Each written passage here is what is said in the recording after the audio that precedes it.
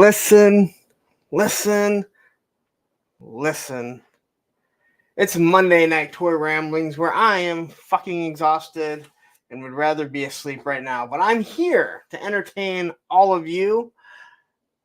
I don't need batteries for my mouse, so you don't have to worry about that right now. Now, the keyboard, who knows? That may die in the middle of the stream, and then I'm really screwed because I don't think I have any more batteries as of right now. Hope everyone had a wonderful weekend. We had a good time this weekend over on Oz's channel. I already saw what you said, Ed. That's not happening on this show. Too much. If I'm alone doing it, I don't think that I could possibly do that. And if you don't know what we're talking about, then you should be watching the Clubhouse over on Oz's channel every Saturday, or at least watching the replay, or hell, you can watch it even on my channel. Anyway. A lot of fun. Thank you, Oz, for having me on once again. Happy birthday to Allison, which is belated a little bit. All right. So, this weekend was a busy weekend for me. We got to shoot one of these stores this weekend on Saturday. We finished up Sergeant Red's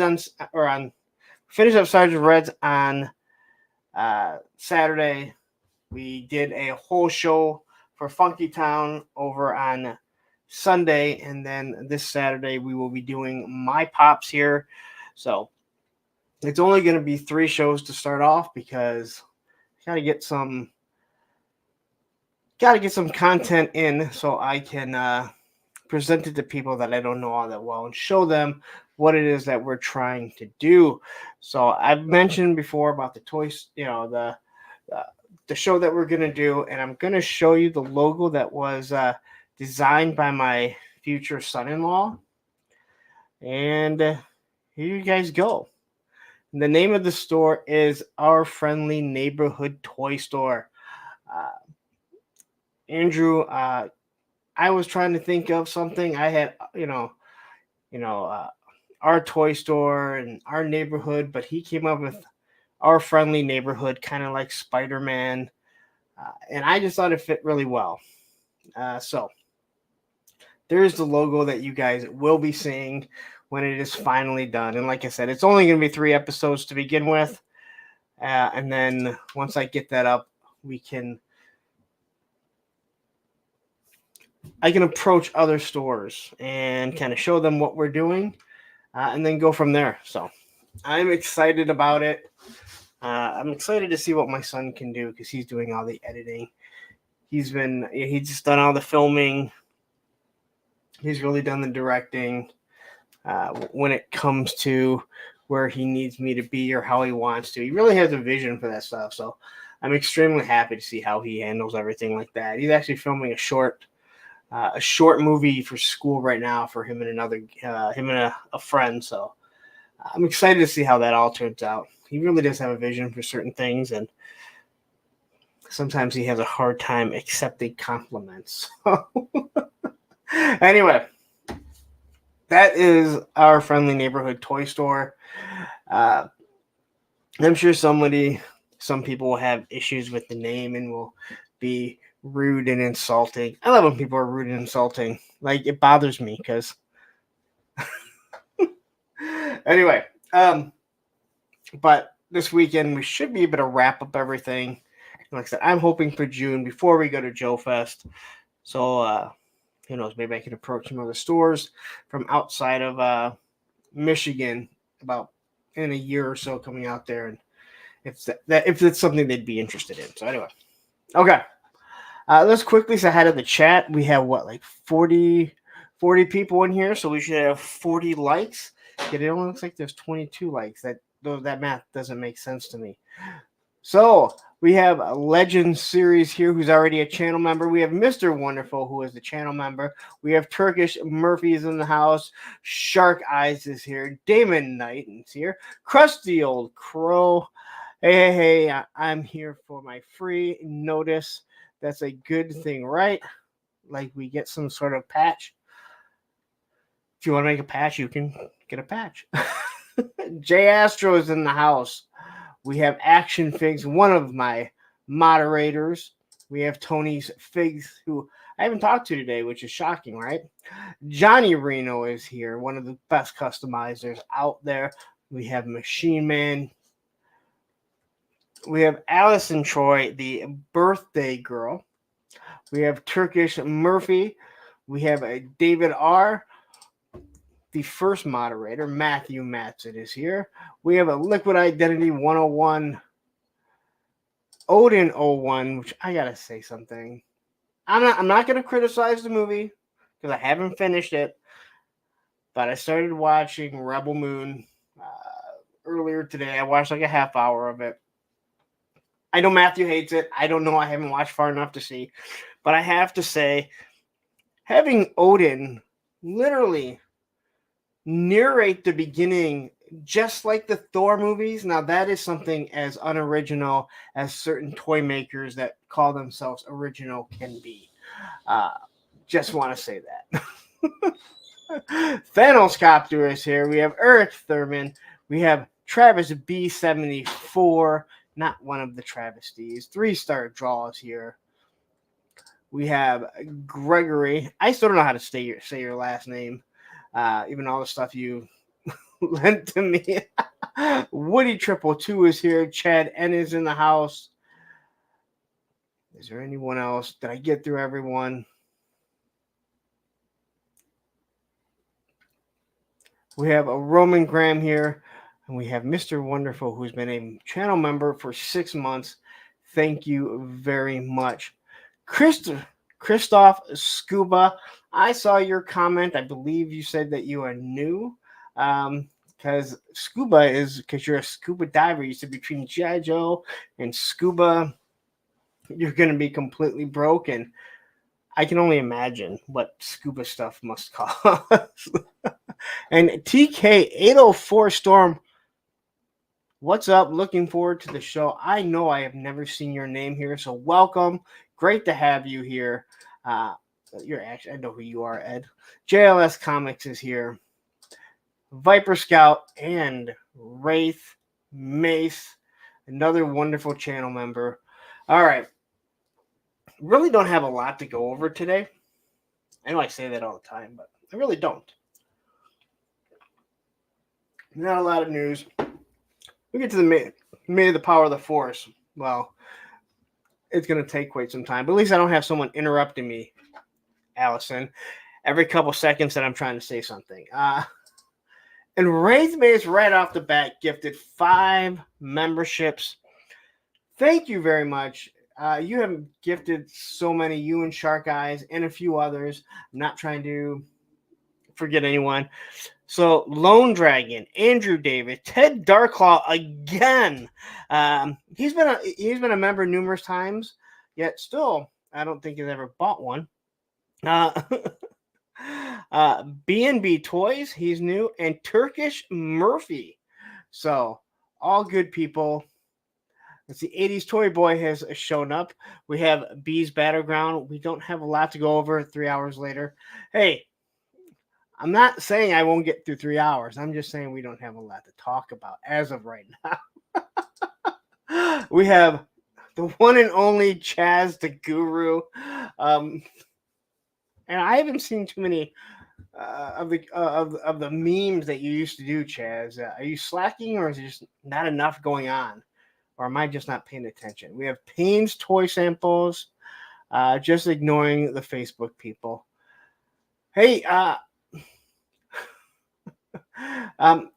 gotta figure out how to access the Facebook to add this now. This show got added. I can't add anymore for some reason, and I can't figure out why. And we have Michael Munn here. I don't believe I've seen you before. If not, if so, I apologize, but it's great to have new people here. And Carol is in the house in before her brother Oz. All right. You were lonely on Facebook. Oh, man. Wow, that's what Facebook is for, to be lonely, I guess. Anyway. So this week, quickly, I want to Let's mention, I will bring this up. So this Thursday with the friend, I am looking really excited for this guy. I met him at PowerCon.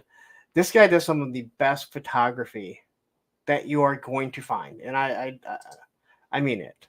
Um, so Emerald Knight Photos is going to be my guest this Thursday. When I say he's one of the best photographers, this guy makes Super 7 Ultimates look good. Do you know how hard it is to do a photo shoot and make Super 7 Ultimates look good? But he does it. And whenever I do a thumbnail, I always try and take something from their Instagram if they have it. Now, rather than putting the picture up, I love what he does, and this is the reason why I did this rather than post the picture. And I'm not a photographer, but if I was trying to get in photography, I would love this because he tells you um, the frames that he's doing, what camera he's using. I love the fact that he does this, and I can only imagine it's got to help out people that are really getting into photography, and they're trying to just figure out what to do. So I met him, really nice guy, as it is. But yeah, I definitely, wanted to have him on, and I'm sure he'll have a hell of a story to tell. And why is everyone thinking Aaron? What did I miss? Aaron hit 250 subs today. That is awesome. And yeah, that is so cool. I don't think people realize that aren't making content how hard it is to grow a channel. Some people have no issues doing it, but it can be a challenge. It can truly be a challenge. Innuable here. Toy photography is impressive. I can barely do a selfie. Listen, take a drink there. Sometimes some of the pictures I take and I'm like, this one is awesome. I'm so proud. The iPhone does all the work. There's no doubt about it. The iPhone does all the work for me. But sometimes I hit a shot that I'm like, this is something a photographer would be proud of. And Sunny's Sundries, all the way from Germany. Are you in Germany right now? I know you travel for work. Great to have you. Sunny was awesome. Sunny makes me laugh. All right, I'm just gonna say that. Sunny, he makes me laugh. That's all I have to say about that. Big fan of Sunny, to be honest. Just big fan of Sunny's. Anyway, so this week, the HMS will probably charge before we get done with the stream. Usually between 12:01 and 12:10, I get charged. So if we're still on after 12, we'll see if I get charged. Sunny says, I live in Australia. Germany is my origin. Okay, Australia. Awesome. Hey, I've mentioned before, I am the #1 toy tuber on Monday nights at 9 p.m. Eastern Standard Time with people in Australia. Listen, I know you're going, well, it's a small niche that you pick, but I take victories any way that I can get them. Also, I was just informed that the Vamp should be the second part of the Gridiron, or whichever ones Greg got in. The Vamp stuff is here, so I should have that this weekend, so I can get the next part of the Vamp video or the Vamp upgrade to that thing is armored out more than a grocery getter trying to go shopping at Christmas at the mall. All right, so let's talk about May, the Power of the Force. It is filled out. I have one creator for every day to do a review. Now, if you are still interested in doing it, please just hit me up and I will give you a time that will be probably at 9 o'clock. So if you are interested in doing a Power of the Force, I reached out to a couple people. Some didn't seem too interested in it, so I didn't really pursue them as much. And I haven't got around to sending out all the times to everyone. So there is still a chance that some people will cancel, will decide they can't do it. So if you want to do it, just message me on Instagram, Facebook if you have my Facebook. Again, it's not like it's it's not like it's hard to get a hold of me. Okay. The Game Changer is not a soccer mom vehicle. It has a weapon turret. Just so you know, the person that, well, not the person that coined it, the Game Changer, but the person that brought it to light is in here. And Greg says Tier 2 GI, the Gridiron Vamp is upgrade. Okay. And then we have Largo's Lair. Be fair, Lawrence. The Aussies only come to see Roman. I'm pretty sure all of you only come to see Roman. But hey, didn't you hear me earlier when I say I take the wins that I can get, no matter how small they are? So as I start to as I work to make the demographic smaller, like when I'm the number one toy tuber at 9 p.m. in Michigan in my subdivision, I'm gonna take that as a win. My ego is not that big, believe it or not. I know. Ed, where's the short show? Nothing is too big with you. So, the May of the Power of the Force, I'm going to do the rundown. So, if you're in, listen. Hey, you can't drink on that one because I wasn't using it. I'm just telling you to listen. Now you can drink. I don't give a shit. Okay. I've only sent out to the first 11 people. Tomorrow I'll probably finish this up. But anyway, so as I've mentioned, May the Power of the Force, what we are going to be doing is we are reviewing 95 to 99 Star Wars Power of the Force figures. This is something for fun, all right? If you don't like to have fun, just fucking leave. I don't give a shit, all right? I don't, no one cares, all right? If you're one of those grumpy people that don't care about toys and you want to criticize every single person, hey, you know what? There's channels for that. Enjoy it. Have fun, right? But this is just for fun.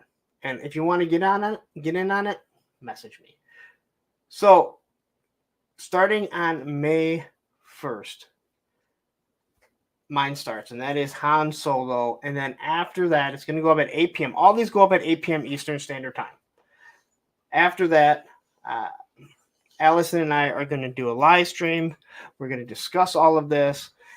And then she's going to go into all the things that she's doing. Roman's going to shake back there. He's going to make noise. He's going to do all that stuff. You just went out, buddy. Do you need to say hi to everyone right now? Here. Come up here, say hi really quick. Come on. All right, look at that. Oh, say hi. Oh, see? Okay. But you just went out, so we're not doing this. And the boy is tired because he's been doing stuff after school. So go lay down. Okay. That's our little buddy. So we'll be doing a live stream, special live stream. As you know, I don't really do them on Wednesdays. Although I do believe this Wednesday I'm supposed to be in a toy kind of mood. Travis had hit me up and said our ratings are super low. So do you think it'd be cool if I can get on there? Or if you could get on here, try and bump my ratings, I said, yeah, you know what? I can do that for you. I'm still waiting to find out what the hell I'm supposed to do on this panel. I'm guessing it will be a surprise when I get to Joe Fest. So, and I want to say hi to the Feces Viper. I see Aaron, the toy enhancer, had jumped in. Is there anyone else? I know someone jumped in right after that. We have the Titan here. And then we have a Wilhelm.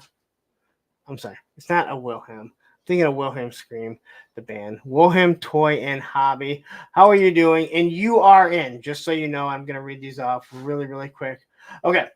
So, as I mentioned, Wednesday the 1st, I'm doing Han Solo. Then we do a live stream. We're going to explain everything. if you do live streams and it's after 8 p.m. Eastern Standard Time, and I know you do one. I don't know when everyone does it. I tried to put yours or the people that are involved in your stream in on that day, so then you can talk about it a little bit later. Okay. On the 2nd, Thursday the 2nd, is Shiny Plastic People with Amperu, and well, he already sent me the beginning of it, and it is fucking awesome. All right. I was like, I think I have a feeling a lot of you, after you see some of these, may be going in and redoing yours because you feel you have to up the ante. You don't have to up the ante, but have fun with it. Okay. This is going to hopefully get a lot of people's names out there. And tools of the trade, names, remember it. Okay. All right. On Friday the 3rd, Wraith, you have Raincore Keeper. I've already messaged you. Saturday, May the 4th, Cobweb has to live up to a lot, but he has Yoda. All right. So Yoda is perfect for May the 4th. On May the 5th, so Revenge of the 5th, I went and changed it.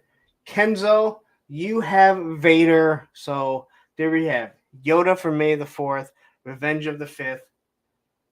Kenzo has Vader. Don't fuck this up, Krusty. Monday the 6th, before my stream, Krusty Old Crow is doing C3PO, and you better do what you sent me. Just saying. You better do what you sent me. Whether it's you, Tony, Aaron, I don't care. That was so awesome. I was so impressed with it. I definitely want to see it. Are these the people I noticed? Well, you're just going to have to wait to the end to find out. All right? Not like you guys have anything else to do, right? Tuesday the 7th, Aaron the Toy Enhancer, so it should be before his stream.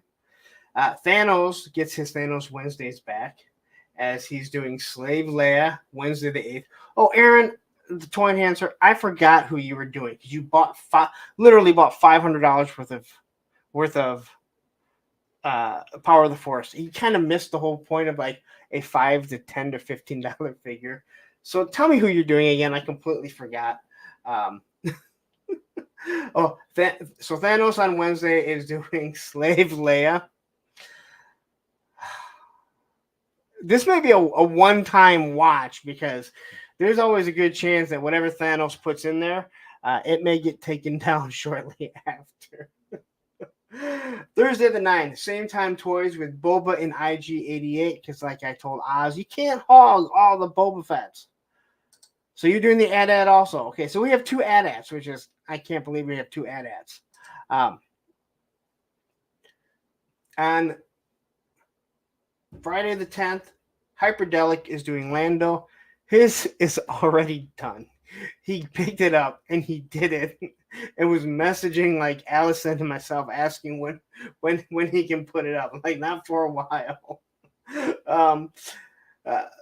Saturday 11th, Payne is doing the Bulmar Monk. Sunday the 12th, Masterversal Toy Hunter is doing Admiral Akbar. Monday the 13th, Vine Jungle is doing the Wampa. Tuesday, this is for you to keep, and I will message you. Tuesday the 14th, before their stream, Travis is doing Darth Vader.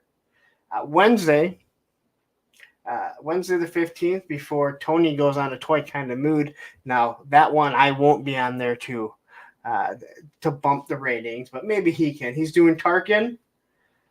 Skelly on the on the 16th, Thursday the 16th, he's doing Guido, so that will be before their stream. I can also do the ATST or Jabba. You can do whatever you want. It doesn't matter. Like it doesn't matter at all. If there's again, if there's two people that do it, who cares? I mean, how many people have done the vamp? You remember vamp spam? So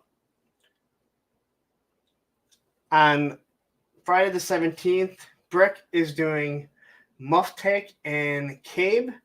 Oddly enough, I said I'd never seen that before, and guess what I found this weekend? Saturday the 18th, Oz, who has ordered every single Boba Fett piece from Power of the Force, is doing it before his stream. And I gave him a lot of time because he might do a 2-hour review on all of the stuff. Wilhelm, you have Sunday the 19th for your AT-AT. I'm right. That's what I was told that you wanted to do, that you were in. So awesome. So if we have two AT-ATs, we have two AT-ATs. Aaron, don't think anything about it. It's really not that big of a deal. This is a shocker that two of the most highly priced things people got. And Woody also has the AT-AT. So, but hey, Woody, if you want to do it, you're in.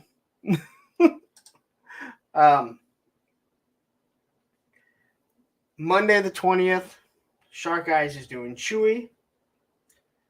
Tuesday the 21st, before their stream, Down South is doing Lando.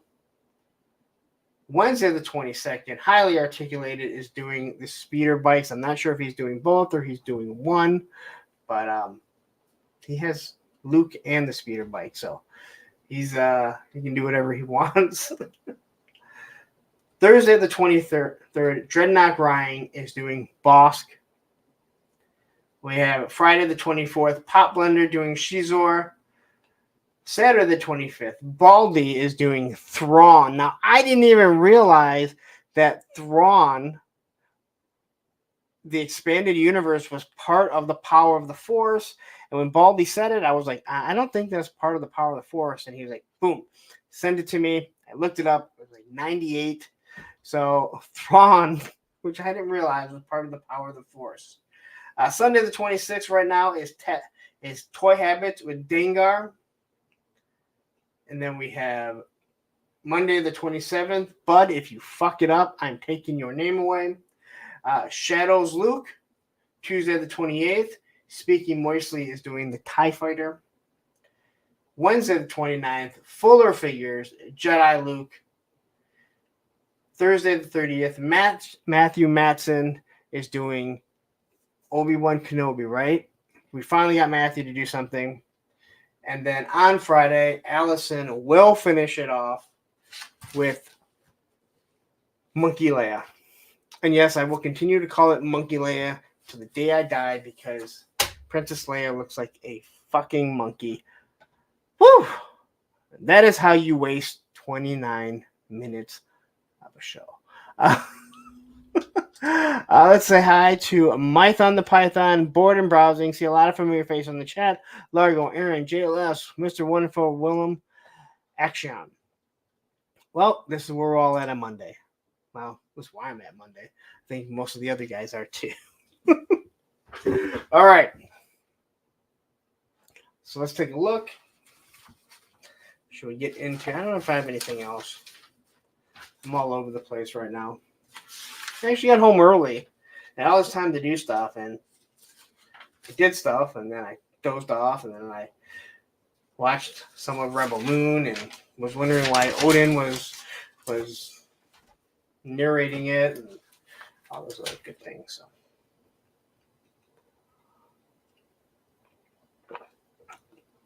All right. Hey, JLS, man, I would love for you to do one too. If you're interested in picking up a Power of the Force, like I said, anyone that still wants to do it, there is more room for us to throw on.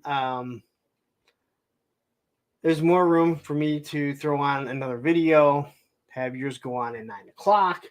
It doesn't really matter. So,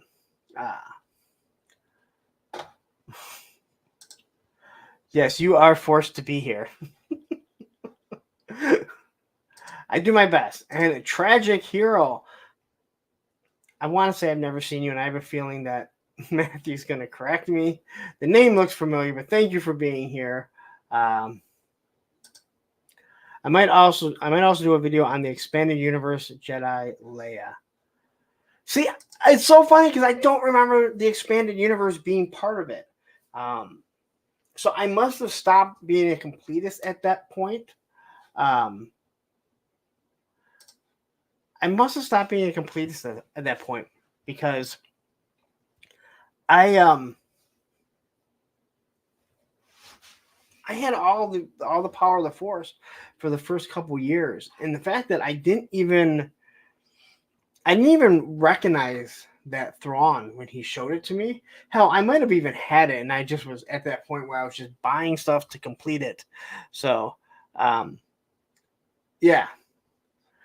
And Matthew says, yeah, they went deep with that line. That's what she said.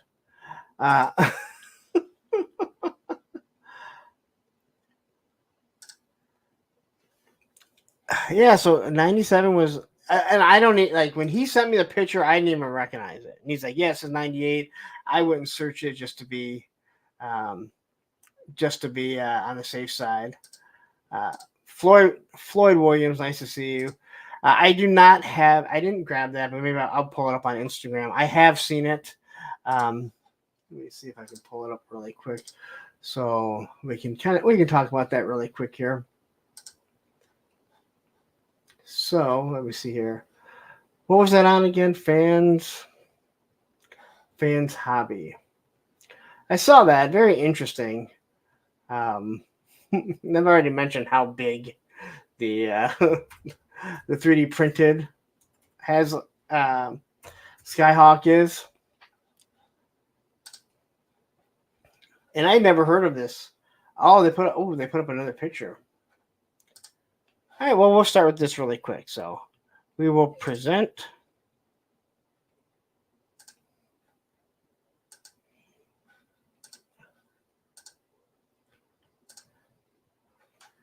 All right, so last week they showed a image of a Skyhawk. Now, I believe they mostly do Transformers. I never really heard about them. Say hi to Toy Binging here.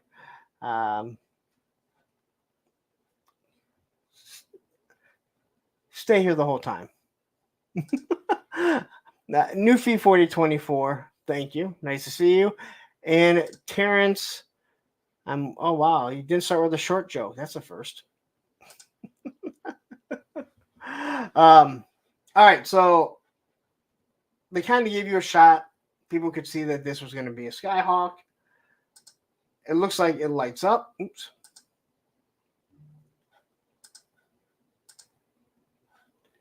Now, maybe it's just, maybe they didn't show new pictures. Maybe it's just that when I'm on my phone, it's much darker because I haven't seen pictures. The pictures that I see never look this good. So I'll be interested. I can only imagine how much this thing is going to cost. You do kind of see how the color here, this light obviously bleeds through it. But they're known for doing Transformer stuff. And I only know that because I believe Chris McLeod was talking about it. So it looks like someone will be making a classified Skyhawk. I'll be interested to see it.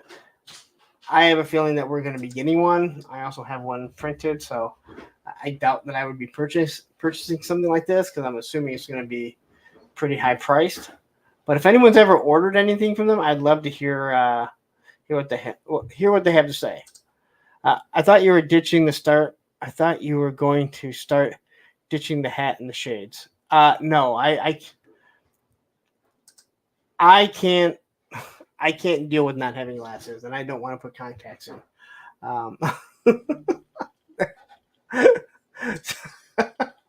I know Matthew enjoys this comment right here.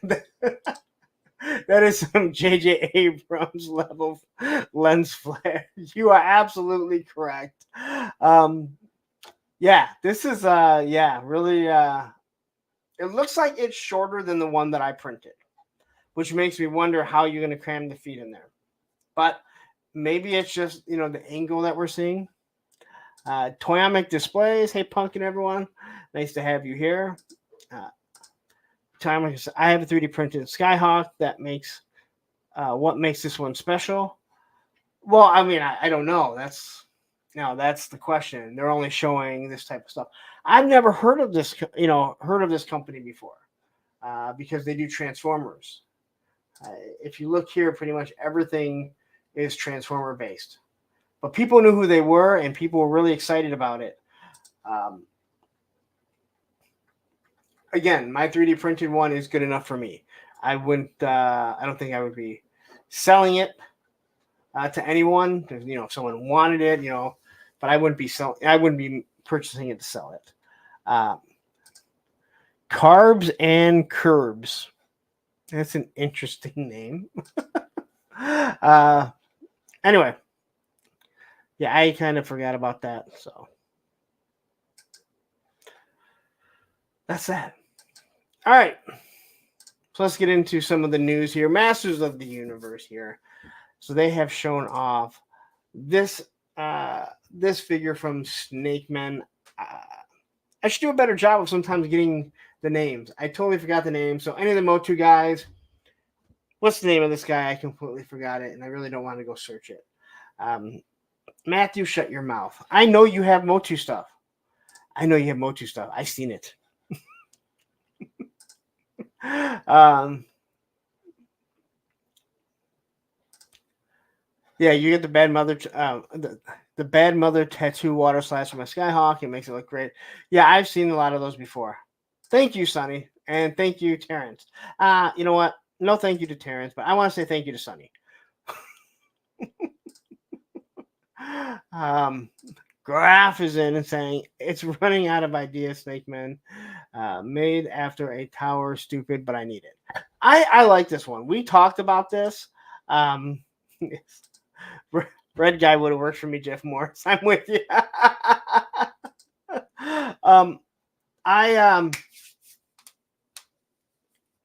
Oz and I were talking about this on Friday on the members only stream, and I think this looks really good. Some of the stuff that the Mattel Creations is doing is really nice. They put in some nice detail. It doesn't really look like it's a 5.5 inch figure. I feel like maybe because the neck is longer, but just putting painting the snake on the armor, putting the chains on it. They painted his loincloth or whatever, the belt. It really pops. And again, I feel like stuff like this, they do a really good job. And then other things they seem to skip out on. Want to say thank you to Chad for becoming the newest channel member. Thank you very much. And let's say hi to Sergeant Red. Damn it, Larry. We never did film that. And then I already talked about the show that we finally wrapped up, John, or maybe it's D. One of you. Yeah, so we did yeah. We quickly discussed that. Hey buddy. But I like this. I think that the Motu Origin, some of the Snake Man, the detail is just really good. And the stuff pops. And for a $20 to $25 figure now, if this is a Mattel Creation, you're looking at spending, at least $26 after shipping.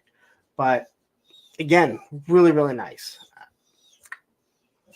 It doesn't give an Origins feel. And even though I do collect Origins and I do like the Origins, it doesn't have that it doesn't have that boring feel. I feel like you could put this in the background with your Mythic Legions for a lot cheaper than what a Mythic Legions cost. And that's not me criticizing Mythic Legions because they're wonderful. And it would look in place. So brother number one, late, but I'm here. What's good, Lawrence? All is good, man. All is good. Let's see here. It says, Mattel is so out of ideas, I'm surprised Vipor doesn't have a track accessory with a vehicle going around his head. Well, I mean,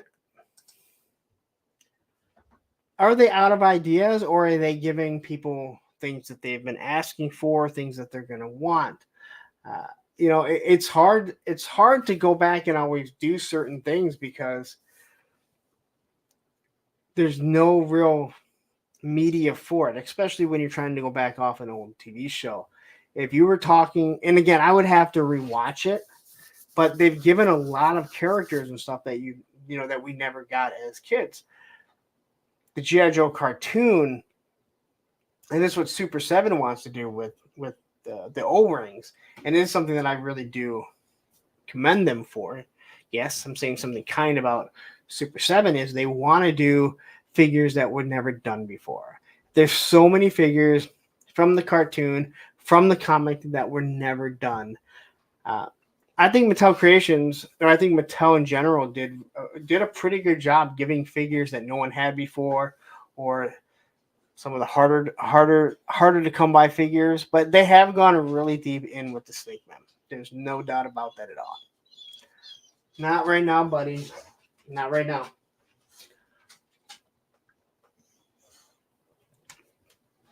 Matthew here says, I think they are giving people what they want.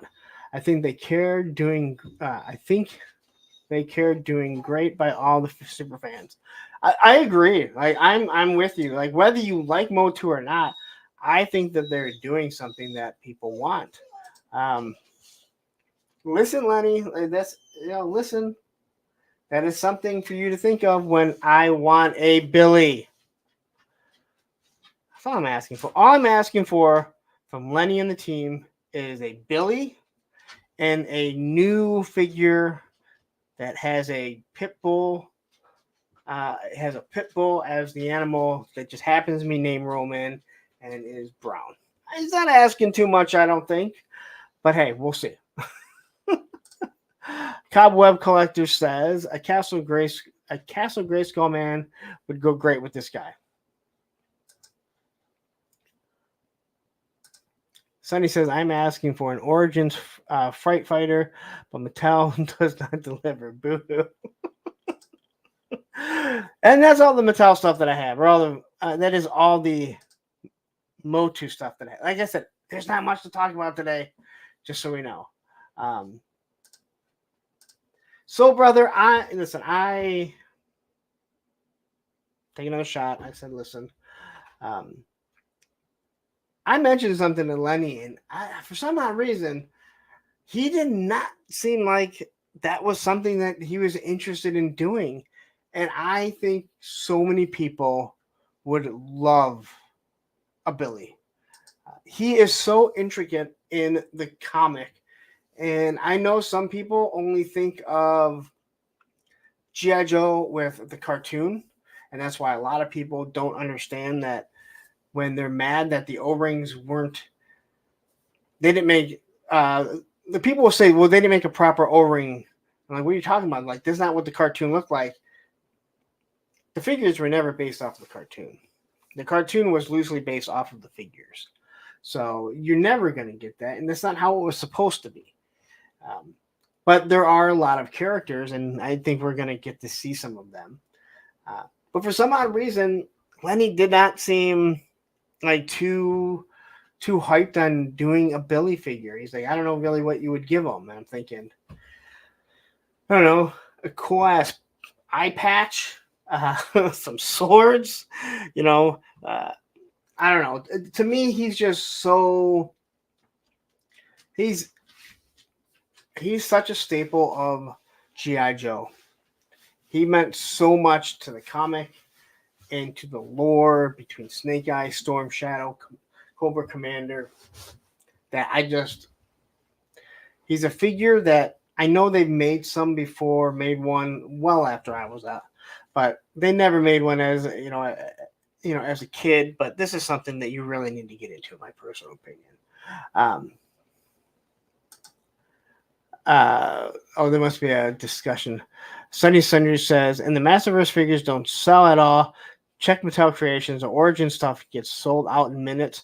You're correct. The Masterverse stuff is still available. We talked about that before. That stuff it's weird that it just seems to linger there. I don't really know why either, but maybe I don't know, but you are absolutely correct. I think that just kind of like the Star Wars, is it the vintage? No, Star Wars retro. There's so many people that still collect the original figures that they're able to kind of just stick into it, and that's why that stuff does so damn well. So I just I agree. Like I just think it's um, it's something that really it works. There's people that can fit that into their collection. They enjoy it. So uh, TK804 says the prosthetic leg for Billy would be a good thing too. Many kids would love that. Yeah, like I said, there's just so much, and I'm a big fan of Billy. A huge, huge, huge fan of Billy, and just getting him into it. Uh, so anyway, McFarlane Toys, not very much today. We have a Joker and someone else. So we have another Joker. If you need all the new McFarlane Spawn ones, John from Sergeant Red's got them all in, including Barefoot Uncle Todd. So I do believe he ships out, so he can ship out to you if you want right now.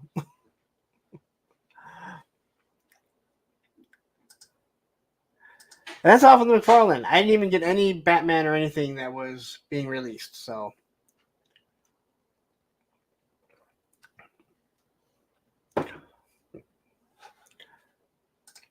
okay, Storm collectibles.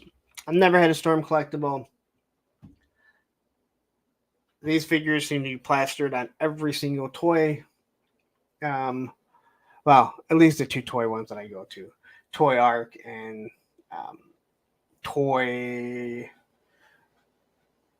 I don't know the other one. Toy News Eye. um, so, brother, you got your Scarlet. Yeah, Scarlet's really good. I think people are kind of yeah, I think there have been some people that are kind of harsh on Scarlet, saying that she's not that good looking and the face sculpt. And I will once again say, go look at the artwork. She wasn't a real pretty girl in the artwork, so they do a really good job in my opinion. All right, so Skullomania action figures, and these aren't skeletons. These are the best that I can say is I look at these and I see Cobra Kai all dressed up as skeletons, but they're just really cool. Uh, from what I believe, it's a 2-pack for like $60 if I'm correct. Um, oh, look at this! John says I turn away Power of the Force figures almost as much as I do Beanie Babies. Well, listen, we're doing a whole month, so hopefully the Power of the Force figures in your store, they will just skyrocket with people running in to buy them at just in waves, like it's 1995 all over again. um, looks like that weird person always dressed up in a bodysuit at the NFL game. You see, Power of the Force is going to make a comeback. um, yeah, it's a costume, not a skeleton. It's originally a fighter from the old 3D Street Fighter games on PS1. Oh, really? Well, that I did not know. But anyway, I think this figure looks awesome. And it's just, I mean, changing the way the eyes look here. You have such a different, a different look, a different feel for it. Yeah, it kind of does look like a Fortnite figure because there was that one skeleton Fortnite figure, but that skeleton Fortnite figure was clearly uh, a parody or a ripoff of Cobra Kai. Jeff Moore says, I really like the Power of the Force vehicles. The figures not so much, but the vehicles are great. Well, the vehicles were back from the. I mean, they were just remakes. Most of them were remakes from the uh, from the from the 80s. I know they started making some more after that, like Dash Rendar's. I forget what his vehicle was, but yeah, Power of the Force figures, they were just fun. It really got a lot of us back into I didn't say back into collecting, but really jump started. So I threw this figure in. I just think he's super cool. He just looks really good. Um, Same time, yes, the Outrider. That's right. Uh, it says you need to invest in a better phone. That Nokia flip phone is trash. I don't know who you're talking to. I think you're talking to Damon. I know you're not talking to me. But yeah, they seem to have some really good articulation in this. Um, Even with the toe articulation, which I am not a big fan of, but with this here, it kind of gets. I mean, it totally gets hidden. At least from what I can tell, right? There's toe articulation there. But just some of the shots. Now, I will say this: this looks really weird, right around the lower regions. That I don't fully understand. Kind of worried about getting demonetized just by showing this. I can't really figure out why it looks like that because you can clearly see like where it connects. Quickly, a $5 super chat. Thank you.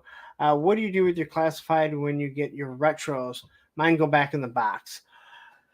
Scarlet went back in the box. I was gonna do the same thing for Duke, but the more and more I looked at Duke, the more I really do like that Duke. Other than his his gold plated shin guards, and I don't even care about the shin guards or the gold as much as it affects um, the articulation. But I've given him a weapon that I really like, and I was ready to put him back in the box, just like you did, and just like you did with Scarlet. And when I brought them both up here, I'm just like, I like this figure too much. But I have my figures all out. In different displays, so I don't have a problem having multiple figures because they might be in a different section of the displays or just housed differently. Where I know a lot of people only want like one figure out. That's how I know Tony does things. He only has like one figure out, so he'll he'll retire one of his customs. But I don't do that. So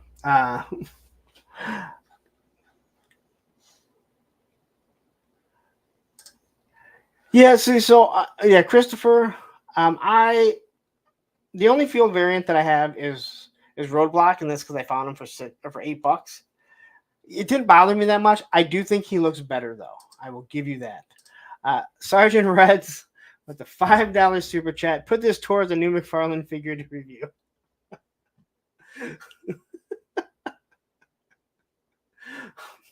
I feel like I'd still be spending money to.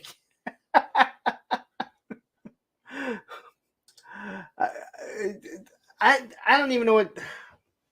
You can only review so much on a McFarlane figure. I love it. Thank you for the super chat. Toy Binging says, I love Power of the Force too, even Dog Face Leia. It's Monkey Face Leia. I have to correct you on that. They got better as they went along, agreed. The vehicles and the Power of the Jedi line was when the modern really came into its own. Yeah, I agree with you. Again, I make fun of the Power of the Force. I had so much fun collecting it. I had so much fun hunting it down and all that stuff. So, it is fun, and I love what we're doing. I think I think it's going to bring out some really good reviewers, some very interesting stuff. And I think it's going to highlight a lot of people that need to have their channels highlighted. because I'm going to have it all, a whole itinerary out there so people can see who's going to go out there. I'm going to promote it on my, on my Instagram and stuff. So um, I'm not really doing very well with getting through this figure here. Oh my god, I forgot about Monkey Face Leia. I don't know how you could. You're one of the lucky ones if you did. Anyway, yeah, I like this figure. There's so many pictures that I put in there because I don't have much to talk about today.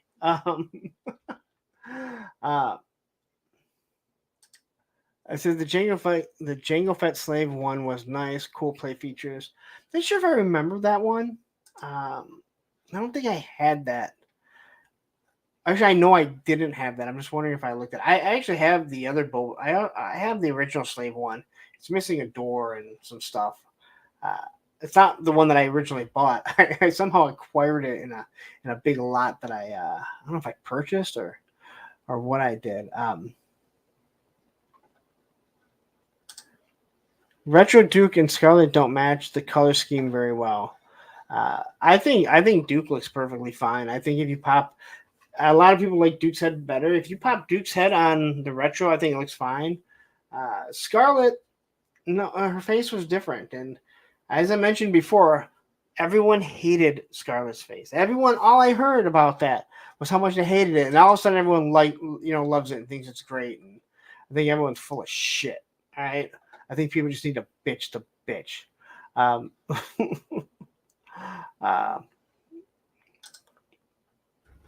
But yeah, this thing looks like you get some really good action shots. Good posing. I was told this week that I need to learn how to pose better, or for someone who complains about posing, I need to learn to do it better. I don't think I ever really talked too much about posing as much as I said, just don't use stands.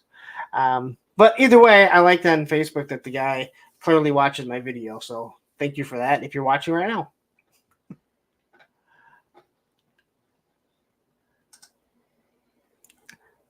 I agree. It does look kind of young, but, it didn't bother me. I wouldn't say it looked like a teenager. I do think that I think the field variants were better. I definitely think that they did a better job. But I had already bought them, and they didn't change the number on it, so it's the exact same figure. I wasn't going to go out and buy all the field variants. And I only bought the rock and roll or the roadblock because it was $8. And again, I do like the field variants more. I think they are better. So, again, no one was saying this before. No one said it. That's why everyone changed the head. Everyone said she looks like a kid. She has freckles. Everyone bitched about it. Everyone. So this kick here, this really shows how good of articulation this thing gets. Believe it or not, yes, we are still talking about this figure. Yeah, everyone's talking about classified. I have no G.I. Joe news, so feel free to talk about it how you want.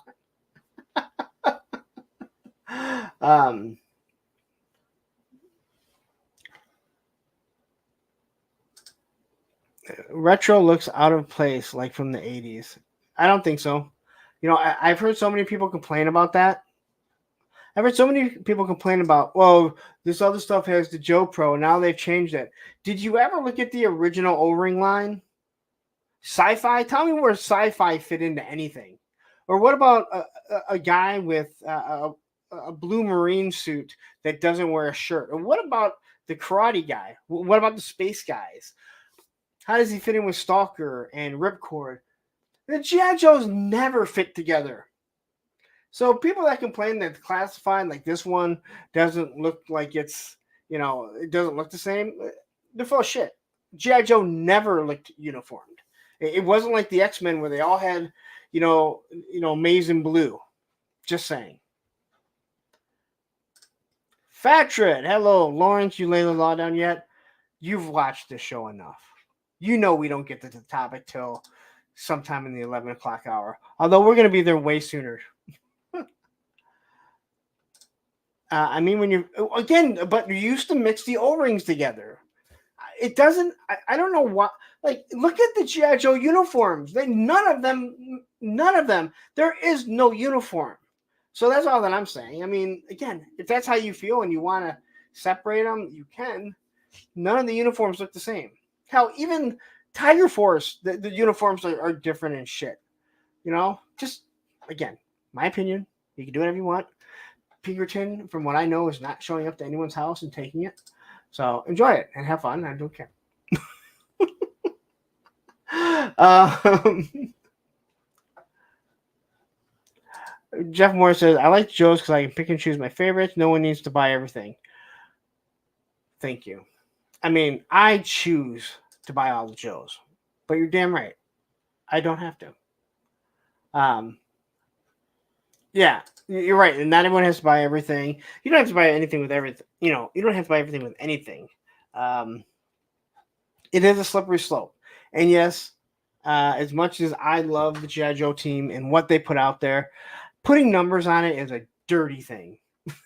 Because they're a completist that want all those numbers numeric. And I can't say they got me because I buy, the retro classified. I bought the 60th anniversary figures. I enjoy it all. What about this 12-inch Hasbro figs? That Dewback and Speeder Bike were great. Sadly, by the time episode 2 and 3 waves came out, Sideshow was already releasing this. I honestly, I never got into 12-inch figures. The only 12-inch figures I have are the 230 Snake Eyes and Storm Shadow, and they're wonderful figures. But I never got into those. Although I did have the 12-inch, like the first 4 or 5 that came out. So I can't say that I never, but I don't think I ever opened them. To be honest, I don't think I ever opened them. I think it is going to be interesting to see the render for Blowtorch. I wonder how close to the crazy vintage paint he will be. Love the figure as a kid. Yeah. So if I had a complaint about the Joe team and what they do, is that now that you have the retro classified line, you should really use that for retrofitting them. Travis Moody talked about it in his review of Quick Kick, and he said he goes, I really think this should have been more classified up and use this figure for a retro card. And I'm with him 100% on that. Because you have that for a reason. So when you look at Airborne, I mean, the only thing you can do is give him, a gun that's better. Everything else is, I think, as close to a classified version as you can get. So what are you going to do when you decide to throw it in with and a retro card? And there's some other figures that are the same way. Bazooka's pretty much the same way. You can only retrofy them so much, other than you just want to throw it onto a card. But yeah, it's just an interesting concept of what and I understand why they're doing it. Star Wars does the same thing. It's extra money. They've already got the molds done. Again, they already got the molds done because Scarlet, which will be used for Quarrel, Glenda. Quarrel will probably come out later on. It's already been, they haven't used those molds. Same with Duke, obviously. I don't know what else you're going to do with Duke. And I don't think you want to do another Tiger Force Duke. I think there'd be an uproar with that.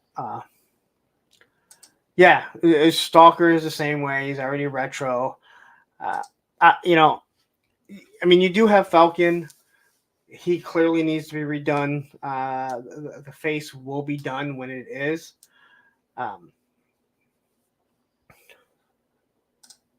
No. I believe I thought they said that there's no more retro cards on that. I believe that those are all supposed to be boxed. So, but along this line wasn't the issue with the classified first wave, is they were all too sci-fi-ish and not close to whatever everyone wanted to begin with. Yeah, that's the problem. So I could do a whole. I guess I could do 3 hours on fucking G.I. Joe, couldn't I? I can't even get past this guy. That's the thing that bothers me with the Joe collectors and the community is that they bitch that everything is too close to the 80s version, but then they bitch when they try and do something different.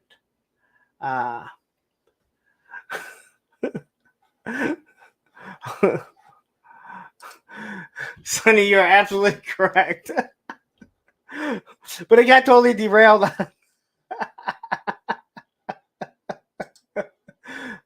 Look at that. Sonny comes in and he's just like, okay. Here, I want to show the dabbing. All right.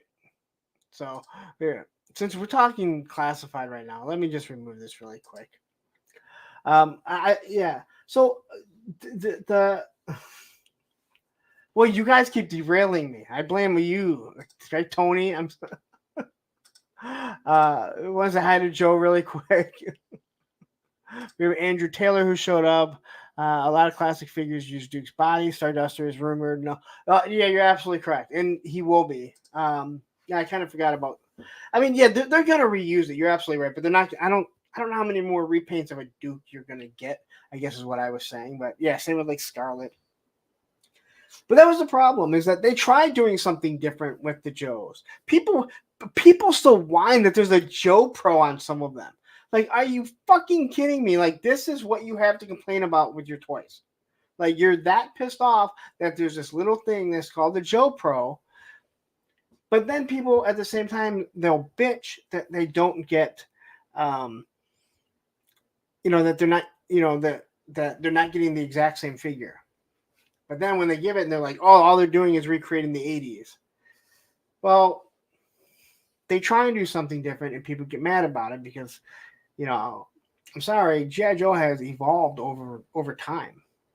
And, Duke, as good of a figure as he is, he's kind of a boring figure. I'm just going to say it.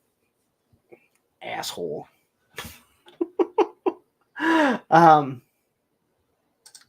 No, I don't know why anyone. It's so small. I don't even know why it's like such a problem. But yeah, that's. And again, I don't have any issue mixing and matching. So many people I've heard the complaint about it, where it's like, oh, they don't look right now. Like, I'm sorry.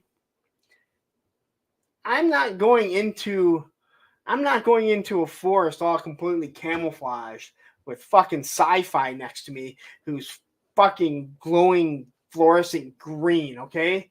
That's just a sniper's dream. But yeah.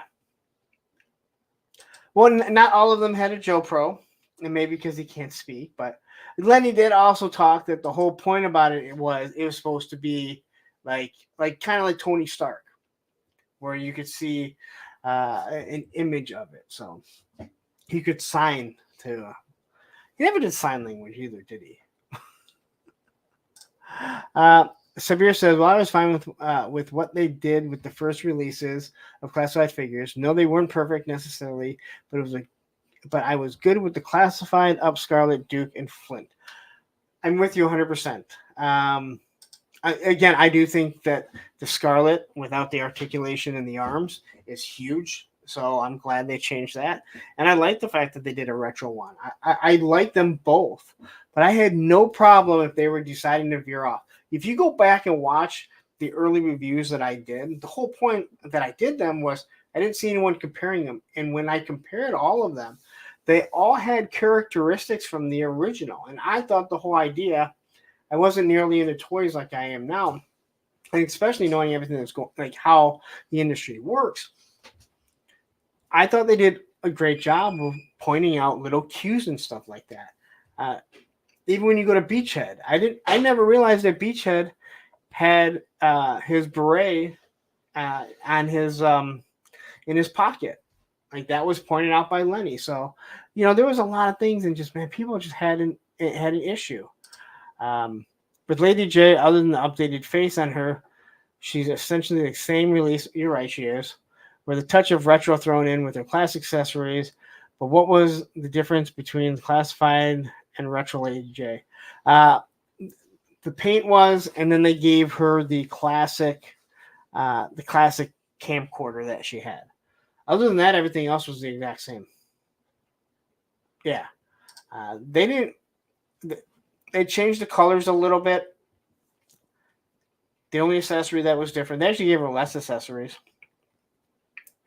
And they took away the hair, so she only had the hat.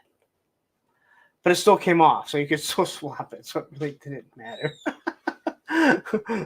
So it really didn't matter. Random Diorama asks if I'm shilling again. Of course I'm shilling. I need more super chats, more channel members. It helps me to leech off of each and every single one of you. So, all right.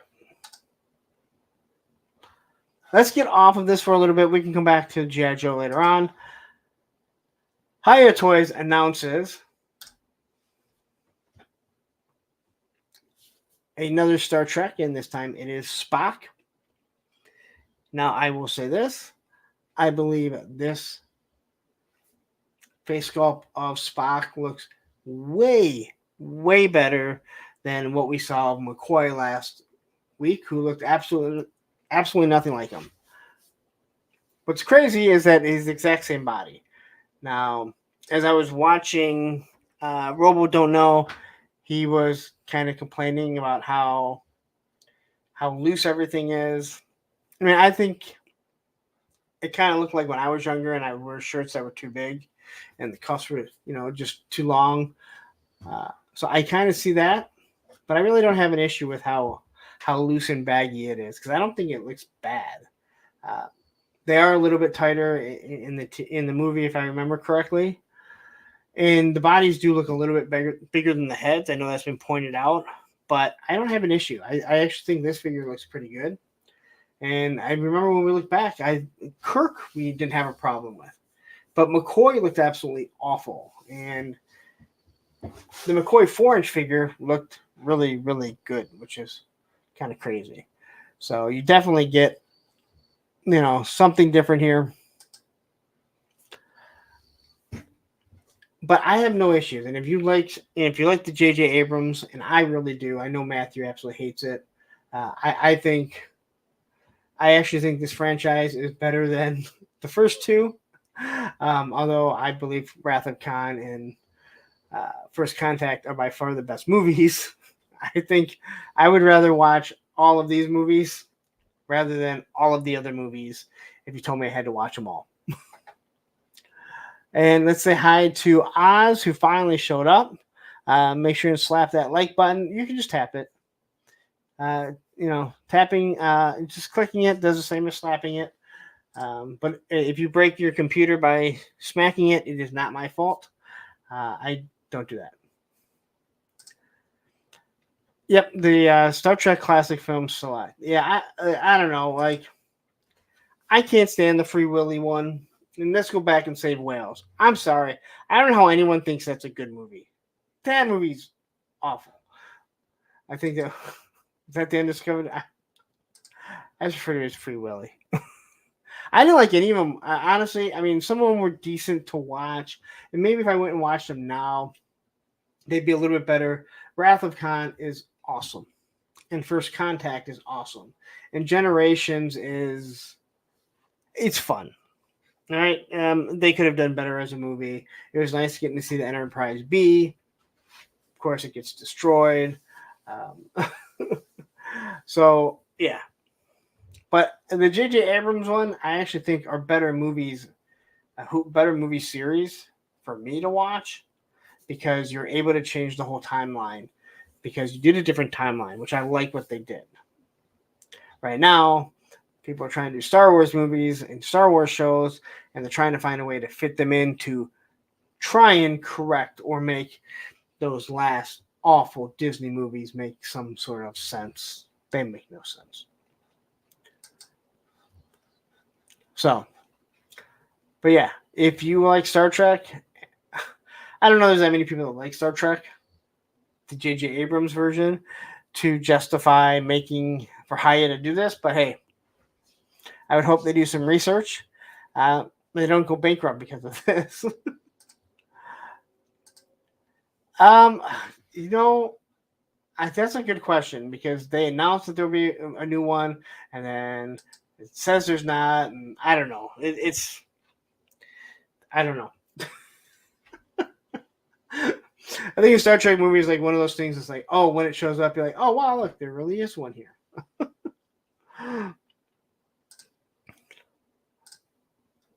But you obviously do get the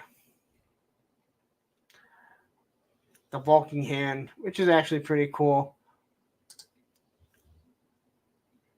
Now, again, looking at the shot, the head does look small. I don't think it looks as bad as Bones. Maybe it's just the angle. Say hi to Dem Guts. What a name, Dem Guts.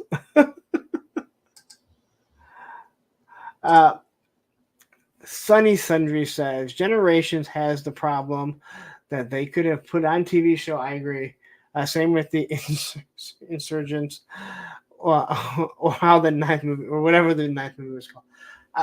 Other than, in all honesty, if I remember correctly, First Contact is the only one that really, really, really deserved a movie.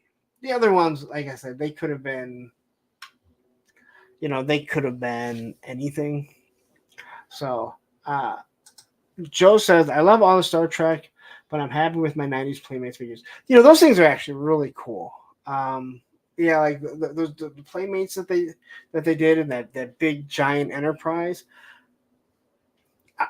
I still think, and again, I don't know, but I feel if they would have done, classic Star Trek 6-inch figures, and maybe they can't get the license, or the Next Generation era, including DS9 and Voyager, I think that there would be more people, but maybe they don't have the license. Maybe they can't get the license to it. Maybe this is part of getting the license, that they're like, hey, you know what? You want these, we'll give them to you, but we need someone to push this out because we're hoping to do another movie with some of these actors. Oz says, I'm just not into Star Trek toys. I enjoy the shows, but not as big into toys. I think because you didn't have all that action. When you watched a really action-packed Star Trek movie, it didn't seem right. It was always Star Trek was always dialogue heavy. It was always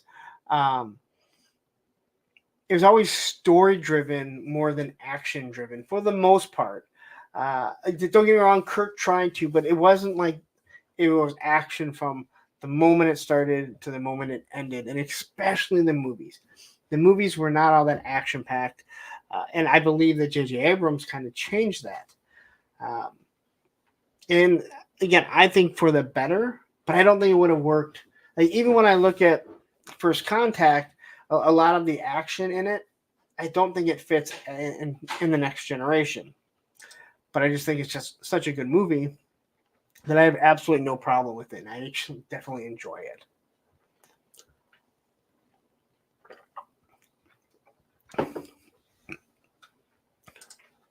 K-Dog says, I'll watch the old Star Trek episodes because my dad watched them with us.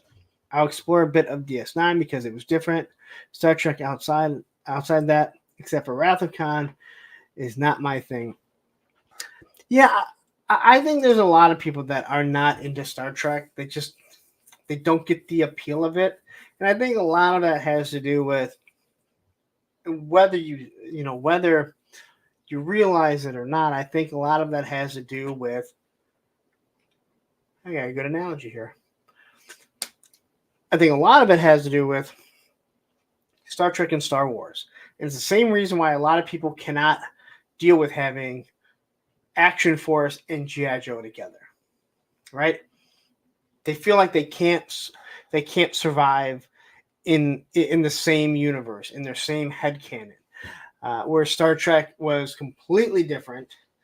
It wasn't supposed to be Star Wars. Actually, Star Trek was before Star Wars. So before anyone calls me out on that, I understand what I said. But they weren't supposed to be the same. They just both started with Star. But that was it. That's kind of where it ended with that. But I think that's where it fits. And like I said, Star Trek was so much more story driven. Star Wars has, it's one story about the Skywalker saga. At least that's what it was supposed to be. Then Kathleen Kennedy said, "Hey, you know what? Fuck you. I'm going to change everything." And yes, I don't care what anyone says. Kathleen Kennedy fucked Star Wars. Anyway, Joe says old school nerds did more math than fighting. Awesome. Tyberdelic says, "Oh, Hiya Toys. I love this brand." I don't have any Hiya Toys yet, so I cannot speak on that. So, 6.3 inches with 3 different head sculpts, phaser, tricorder. I don't remember what the other part was.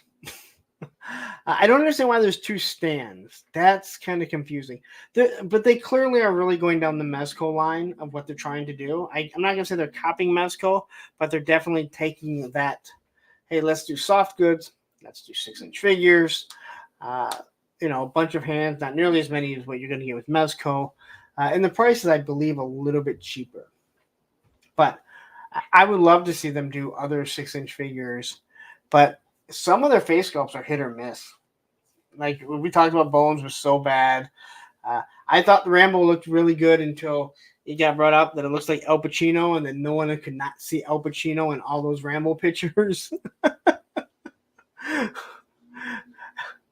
So that completely changed it. It says, and now we get Acolyte, Kenobi, and a few bad movies. Aside from both Rogue One and Andor, their take has been horrendous for continuous for franchise Star Wars episode. See, now it's kind of weird. I liked Obi-Wan Kenobi, but a lot of it has to do with really, really liking Ewan McGregor as Obi-Wan. The Mandalorian started off really good. I thought season 2 was good. Season 3 was kind of hit or miss there. Right? They did do season 3, right?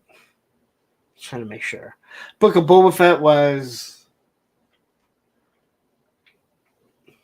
Well, it was there. I think Book of Boba Fett could have been way, way better. I think everyone feels like that. Especially considering 2 episodes were about the Mandalorian. Roman, stop licking. Thank you. Anyway. Yeah, there's a bunch of things. They also think about the Book of Boba Fett. Season 3 jumped the Rancor pit. Again, another thing that was funny is that, they had the Rancor, and the Rancor episode came out like a week or 2 after the HasLab failed. And it was like, wow, if that would have come out, I don't know, maybe 2 or 3 weeks ahead of that, maybe the Rancor would have actually funded. But hey, that's how it is. I enjoyed it. I know a lot of people don't like it. I enjoyed it. Again, and I mean, hey, you can like and dislike whatever you want. I'm able to sit back sometimes and just accept what something is and enjoy what I'm watching. But I understand why a lot of people didn't like it.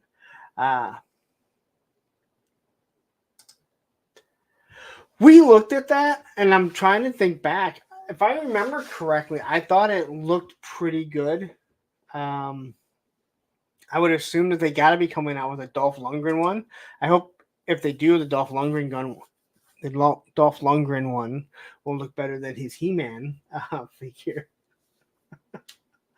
But yeah, just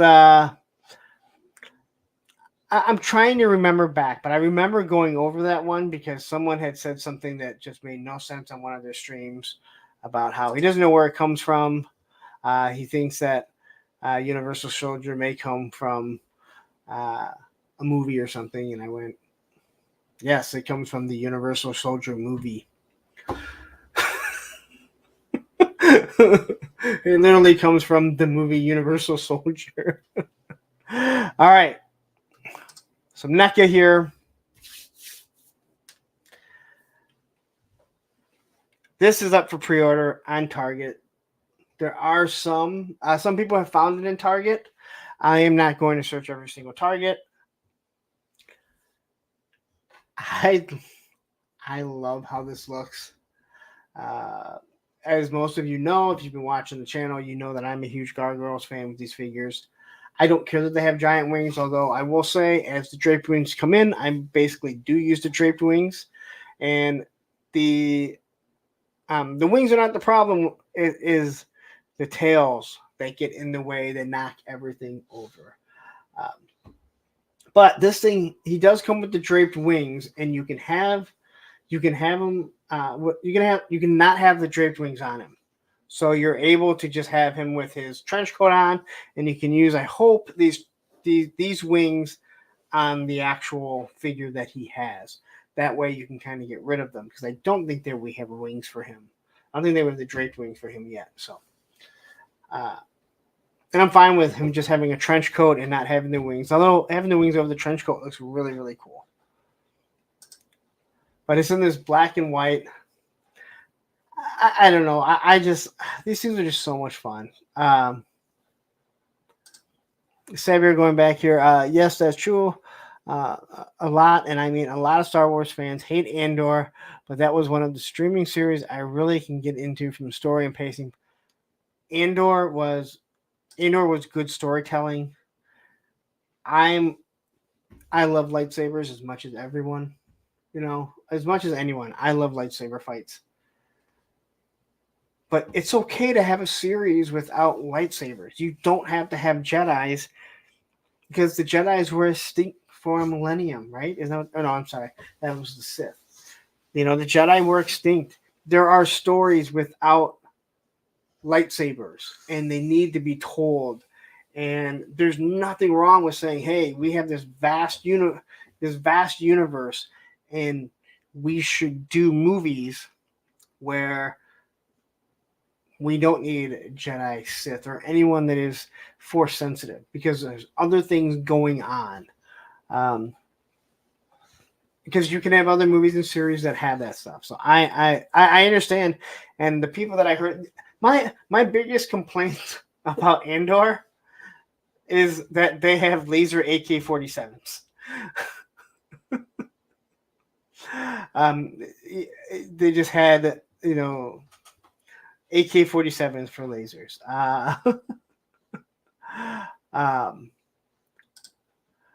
Sonny says 3 things Disney has to do to redeem themselves: fire Kennedy, spend a few millions on Timothy Zahn trilogy, make movies out of those. Unfortunately, it's too late for some of those things. I don't know if you could do the Timothy Zahn, because you've already created, and they're not going to get rid of those movies. And according to Mike Zero, Kathleen Kennedy has been fired. She has been fired at least, I don't know, Matthew can tell you what. I would say Kathleen Kennedy has been fired at least 356 times since that flash drive was found in the parking lot that Mike Zero has.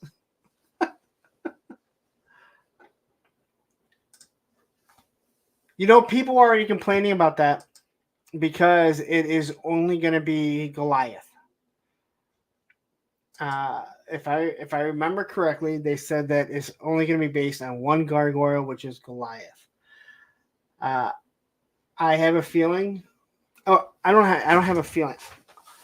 I feel that if you have a gargoyle season with only Goliath, you can make it work as long as it is leading up to a second season where you introduce more gargoyles. But I wouldn't have a problem with it. And I hope you're right, because I think it would be awesome. Matthew says 2,456 times Kathleen Kennedy has been fired, according to Mike Zero. If you guys don't know who Mike Zero is,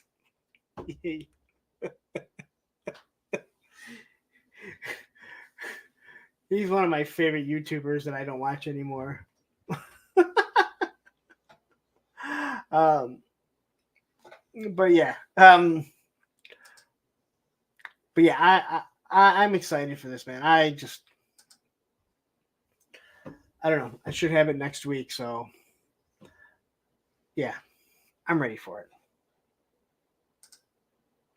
So here's everything that he does come with. Obviously, draped wings, 3 different headsets. Oops. Super 7's next, guys. 3 different headsets, obviously food.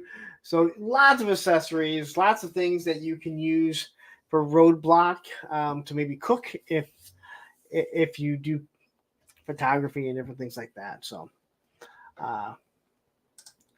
gargoyles is plural. How can you have a gargoyles movie with one gargoyle?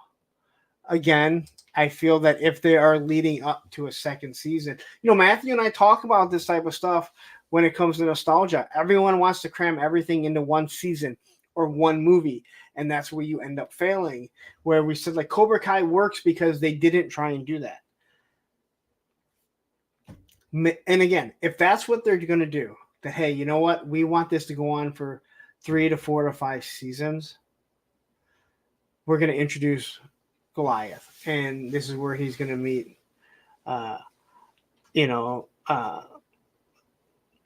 Elisa Meza, right? Elisa, is that how you say it? Elisa, and he's going to meet her, and it's going to lead to introducing the other gargoyles.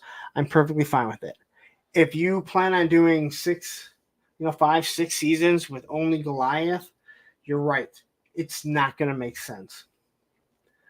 But also, you have to remember there's going to be a lot of CGI to create Goliath. There's no getting around it. It's CGI heavy.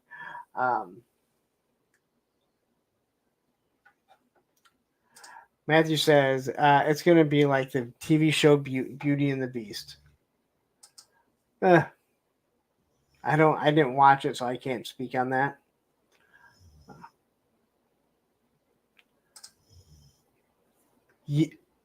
Thank you. I've said this so many times. I love what you said. X-Men was like thrown in. It was the first decent, superhero movie. I thought the Avengers worked so well because by the time you got to the Avengers movie, Thor had already had one movie. Iron Man had 2 movies. The Hulk, even though they changed it, had his own movie. Captain America had his movie. And Black Widow and Hawkeye were all introduced. So by the time you got there, you didn't have to explain it. You already knew who the characters were. Their story was already built, and it worked awesome. I am with you 100%. I've been saying that forever. That it just worked because I don't have to explain where the hell Thor came from. They might have to tell a few people. We already know who Nick Fury is and what he's been doing. We obviously know who Captain America is and what happened and how he was found. So, yeah, I'm with you. It definitely made it. It made the original Iron Man so awesome. And if they do that with gargoyles, again, are they willing to wait it out? That's the biggest thing. That's the biggest thing. You have to commit to, multiple seasons, and people can't do that. And again, Cobra Kai could have been a total shit show, but it ended up being awesome. It ended up being something that everyone absolutely enjoys, and everyone's looking for the final season, and everyone's hoping that the movie is going to be incorporated into it, but really no one knows. So. All right, before we get to Super 7, we are going to take a second and a word from our sponsors, if I can find it. Oh, hey guys. So Lawrence, he had to step away for a little bit. He's got a case of the grumble dust. So he asked me to kind of watch over a stream. He put me in charge of y'all. He said to me, "Oh, Moss Man, I have a case of the grumble dust, and I need you to watch my cell for a little bit so nobody leaves and finds out that there's more interesting things to watch on YouTube. And also, I hate Ohio." So I was like, "Oh, dang, so now I have to come up with a topic for my very own show." And I was like, "Oh, what about talking about your favorite toy stores?" So my favorite toy store is HelloDopeToys.com. So they used to have this really bad website. It used to look real scammy. Like if I gave them money, they were going to go spend it on like blow and hookers. But now their website is really nice. And like I can just go in and do like 1-2 click. And then my order's placed. And they ship super fast, guys. They ship everything in 1 business day. So like I get all my toys first. So when I'm out there on the playground and all my friends are like, "Oh, dang, Mouse Man, where'd you get that action figure? I still have to wait 17 months for mine." And I'm just like, "Well, I went to HelloDopeToys.com and I just pushed the buttons and then they shipped it out to me." And the packaging is so nice, guys. Like I opened up the box and I thought, "Oh, I don't deserve this. I don't deserve this kind of packaging. It's so nice." But then my trash can gets full because of all the packing stuff. And I was just like, "Oh, dang, I just changed the trash. But now I gotta change the trash again."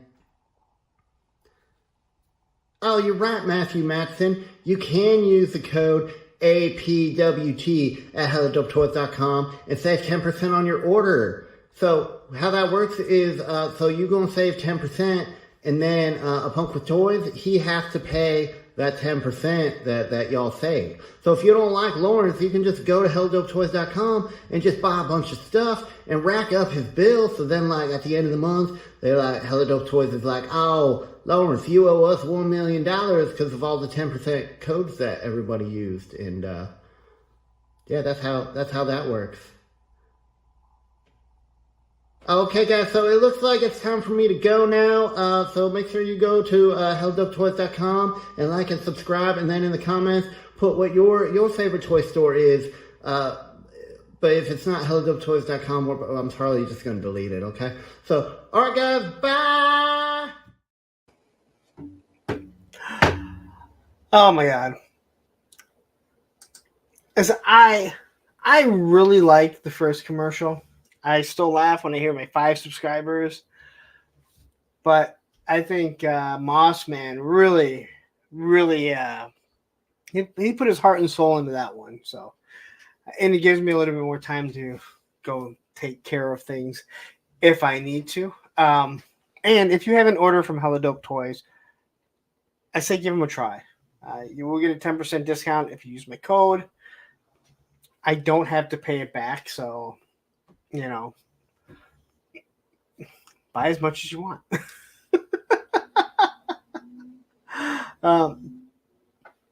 But yeah, so all right. So Super 7, my favorite company that I like to talk about.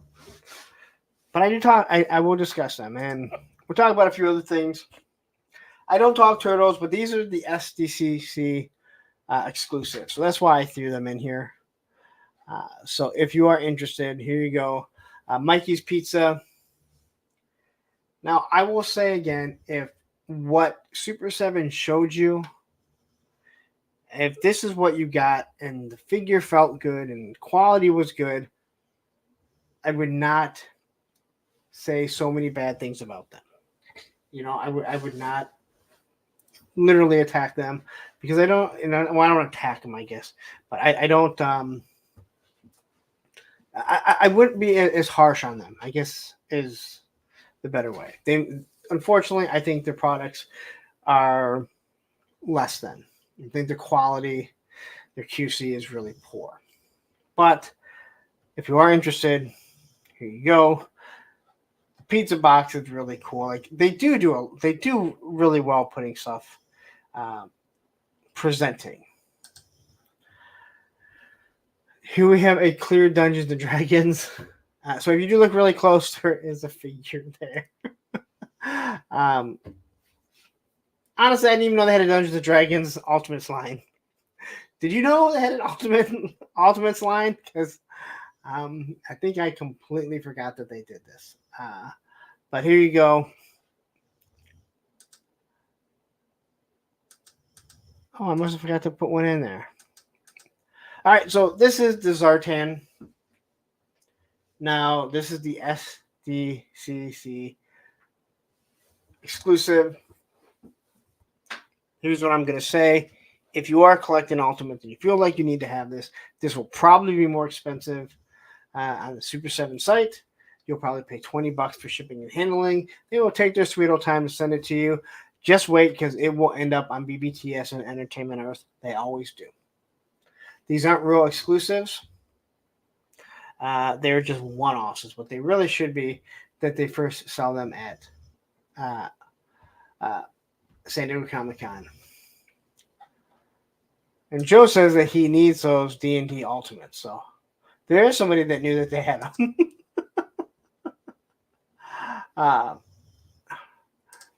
Oh yeah, Super 7 stuff. Again, that's why a lot of what Brian Flynn says I don't really believe. Like, there's a reason why the stuff is being discounted. All right, so here we have Zartan. He's just another repaint.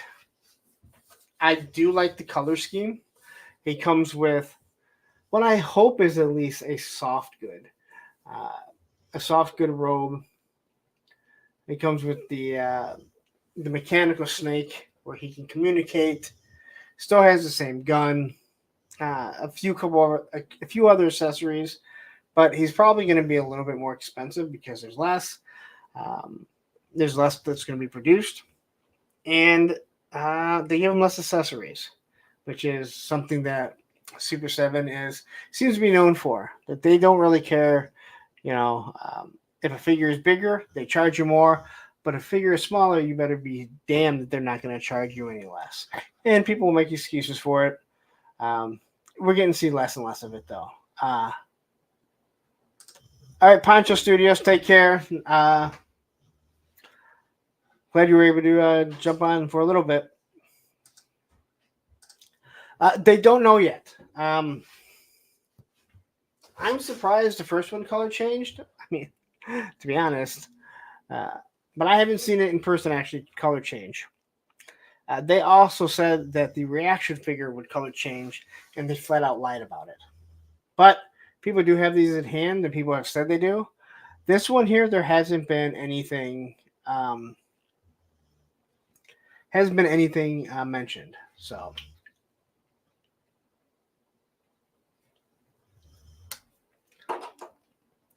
but again, if you need this, it's here. You can have it.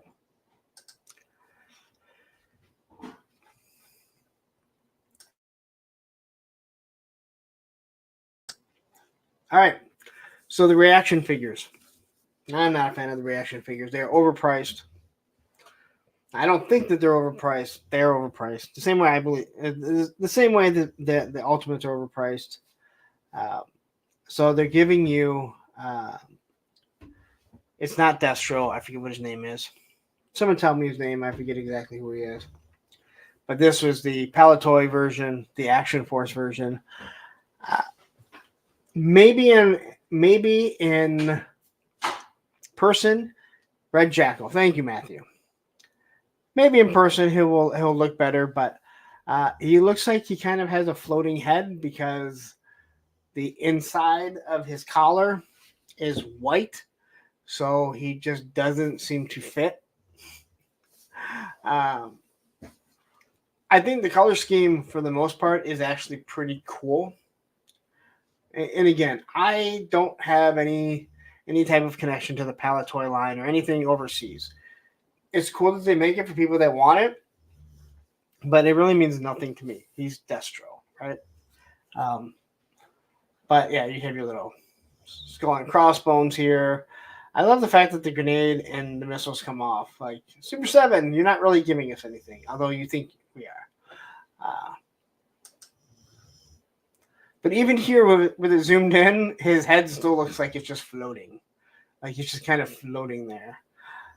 It doesn't look right. There's so much that looks wrong, and I think a lot of it has to do with the white collar on the inside. So, let's see. Wade Howlettson shows up. I swear I saw Super 7 Coco on sale at a bodega right next to Spider-Man and Batman Hawk. Yeah, the reactions are always on sale. Someone posted it for 10. That was on sale for $10 at Walmart on YouTube today. Not YouTube, on Facebook today. Ooh. All right, so here you are.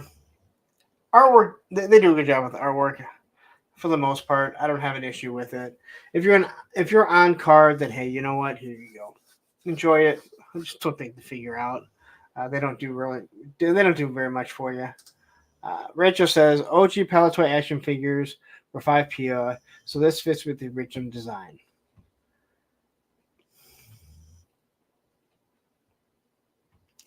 Some of them, yes. Now, if I would agree with you if they weren't doing so many of the O-ring versions or so many of the GI Joe versions, not in O-ring form in reaction. So it's kind of like a happy accident, I guess, is the best way for me to put it. Again, if you like it, then you like it. You know, I don't. You know, I think that you are throwing your money away, but I also think people are throwing their money away on a lot of other stuff too that they don't have an issue. More just full of toys. Reaction figs crack me up. Yeah, like I said, I think that they're good for music figures or the Parks and Rec figures and the Office figures. Like that's perfectly fine. It's just not for GI Joe. So here we have. I can't remember his name. Wreckage, right? Is that it? Wreckage? No, Wreckage was another. What the hell was it? Tony and I were trying to figure this out, and for some odd reason we couldn't remember it. I will say this: I do like the submachine gun. I do like, but it's not Sabretooth. I thought he went by the other name. Cringer. I like that. Comic Book Bins chimes in and says, reaction are good for army builders and in background shots. That's how I use them. Yes. So I mean, I do have some, I'm not going to lie. And I think they're good for background characters or because, let's say you have, if you have an army of army building, Cobra Troopers, and you want to throw one in to make something look diverse. So it just kind of breaks the monotony of them all looking the same. I'm with you. But for the most part, yeah, they're what they are. But I like the submachine gun. Now I know that it's based off of the submachine gun that came with Firefly, but I like it's more. It just seems more stubby. That's what she said. But yeah. Well, they are $20 here, but these things always go on sale. I mean, they always go on sale. All right, so Chaz says this one is Sabretooth. Okay. I can't, I mean, I have a hard time remembering because, well, first off, I have a hard time remembering as it is. But since there's two of them out there that are two different names. And all he is a Firefly repaint. So if anyone's wondering, yes. He is a Firefly repaint as a Joe. Yes, Firefly repaint. So, oh look, Sabretooth here. It was right here on the shot. So if we would have just kept going on, it would have, yeah.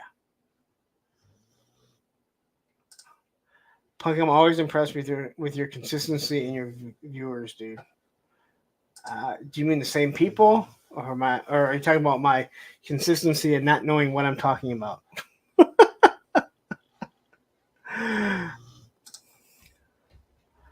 They do give a file card, so again, and these are all the Python Patrol and all the Python Patrol and Tiger Force on the back. At least they do a better cross sell than what the G.I. Joe retros are doing. Why are you giving me 2? Like, why are you giving me like the G.I. Joe retro? You give me 3 cross sell. Like, come on, just be better. You can do more. And then here is a very, very, very, very, very white snow serpent. Yeah. I don't know if I'm just down with this. I mean, it kind of looks decent, but were they this white in the cartoon? I don't remember them being this white, but hey. I like the AK-47. It is the same one that comes with the not Snake Eyes, which is a Secret Serviceman. I forget what he is. So I do like the AK. Unfortunately, you can't use it in your O-rings because the grips are too big. Just way, way, way too big. And you can't use the backpacks because they use a different peg hole. I don't know why they do that. But there he is. So those were some reactions that came out. And that is it. That was truly all the news that I had today. But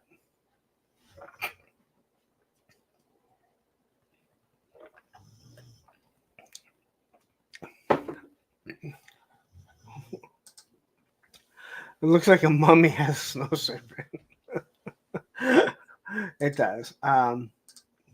This line is for carded collectors, in my opinion. Yeah, well, that's what you said before, Chaz. That's why you said that you enjoy it. And again, they are in a nice blister. It doesn't move around. And if that's what you're looking at, the aesthetics, I actually think that the paint and the QC paint wise on the reaction are better than what we've seen with most of the Ultimates, at least as of recent. So they give him Super 7 Snow Serpent the AK. Yeah, I know. Well, that's what they will do. I mean, there are some things that Super 7 does that I do like what they're doing. Like, I like how they approach it. Because Brian Flynn says, hey, this is what I want to do. There's also a reason why they're bleeding money. Where the G.I. Joe team at Hasbro,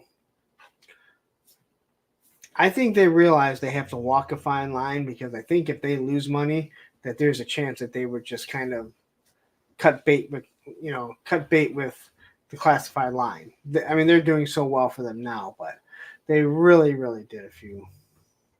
And if you do listen, if you do want a retro Snow Serpent, the weapons, check out Mark II Toys or Mark II Designs, his Etsy store. He has the full loadout backpack, mortar, which really isn't a mortar. I don't know. It's a rocket of some sort. The AK-47 and the snowshoes. It's $35, but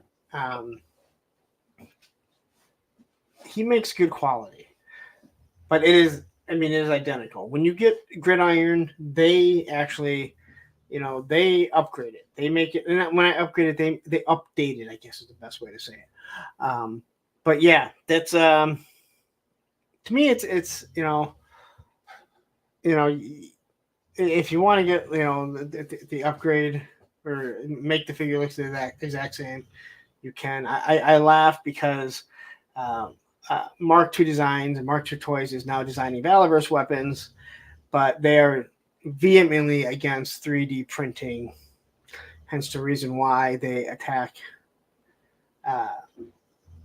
Gridiron, and why they've also told some people that they can't have them on the show because they don't do 3D printed stuff.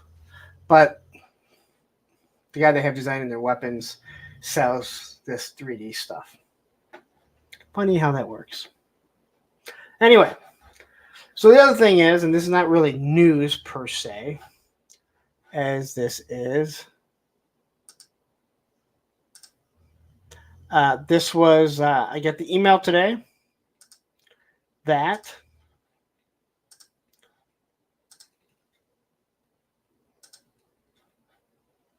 come on. this thing will be shipping soon. So I know people have been really excited about this Firefly. I am really excited about the Firefly. I think that he's probably going to be on the same buck and the same base as Storm Shadow, which is going to be good. I don't like the fact that Storm Shadow is taller than the two of the guys that I think should be the bigger Joes. Joes and Cobra, which is Destro and Roadblock. But if that's the scale that they're going to use, I'm perfectly fine with it. Yeah, so this thing looks awesome. And I mean, awesome.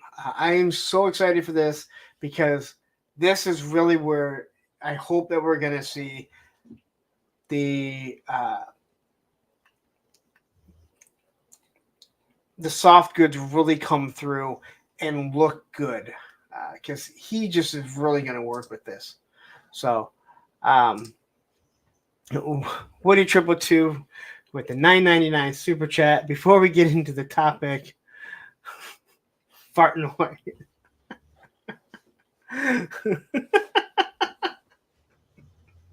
Thank you, Woody, for the super chat.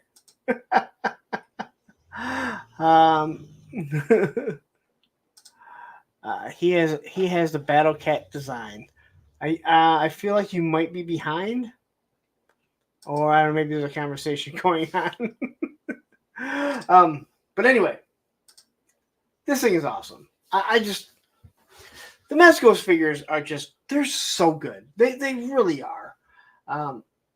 And my frustration with Storm Shadow doesn't change the fact that I think it may be the best looking Storm Shadow that's ever been made.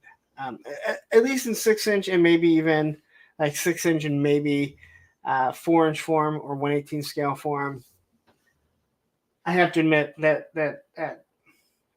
3.0 12-inch figure, where you can get so much more detail, obviously, in a 12-inch figure. The same way you get more detail in a 6-inch figure, in a 4-inch figure. And yes, before someone argues, you can get amazing detail in a 4-inch figure if you're going to pay way more for everything. So, Clint Jorgensen, this Broadway comes with draped wings.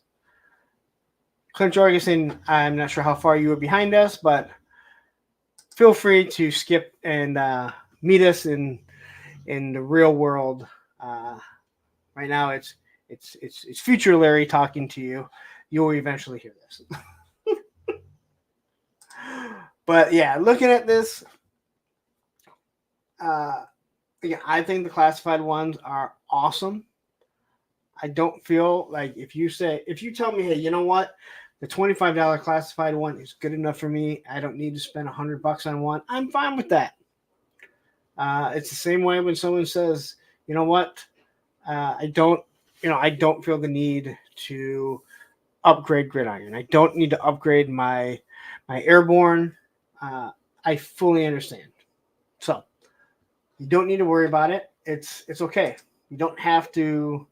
You can easily say that I think a $25 figure is good enough, because I'm not gonna argue with you. Other than the floppy waist, and I really hate that gun that he comes with. The Firefly is awesome. I think both Fireflies are good, contrary to what other people say about the Cobra Island one. I might have to put this next to my Destro. It's that good. Oh, dude. And Destro's awesome. Destro is awesome. But just, when you just look here around the collar,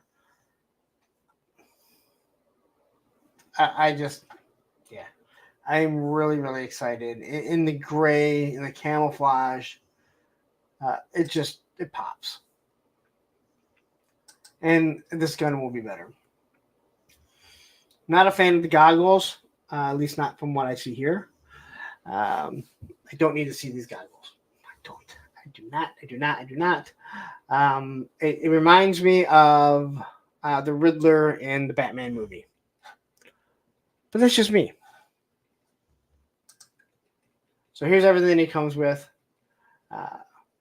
My 10 interchangeable hands, 3 different head sculpts, which is crazy considering all you can see is his eyes. But if you can get expressions just from the eyes, then awesome. They all come with this display.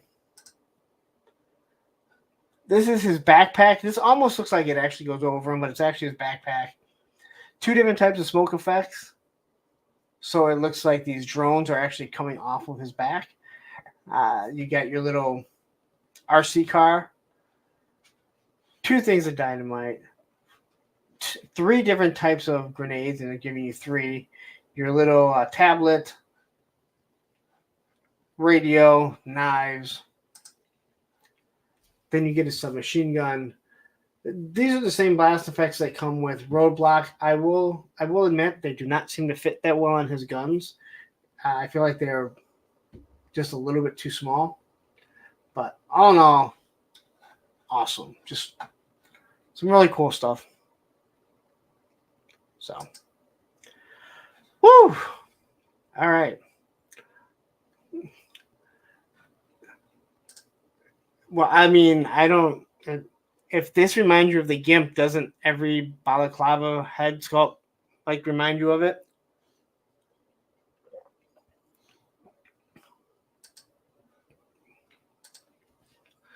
Now they look like Batman's Firefly villain goggles.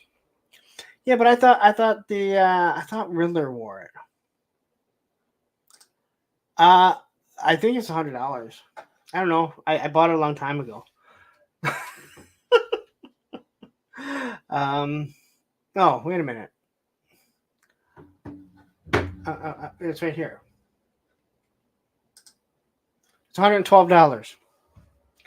So you can probably still get a BBTS. Entertainment Earth, when it comes in, you can get 10% off if you use the code. And so far, I believe Destro is the only one that keeps going on clearance. Like you can get him for $60. Hell, he was $50, if I remember, $50, I think, at Entertainment Earth. And if you would have used my code, you would have got 10% off. I don't see Snake Eyes or Storm Shadow or Roadblock doing that. As a matter of fact, Roadblock sold out, which was actually kind of shocking considering people complained about how many roadblocks we had, and even though people could not realize it. So, get rid of that. I miss what you. I guess I'm trying to see what's here.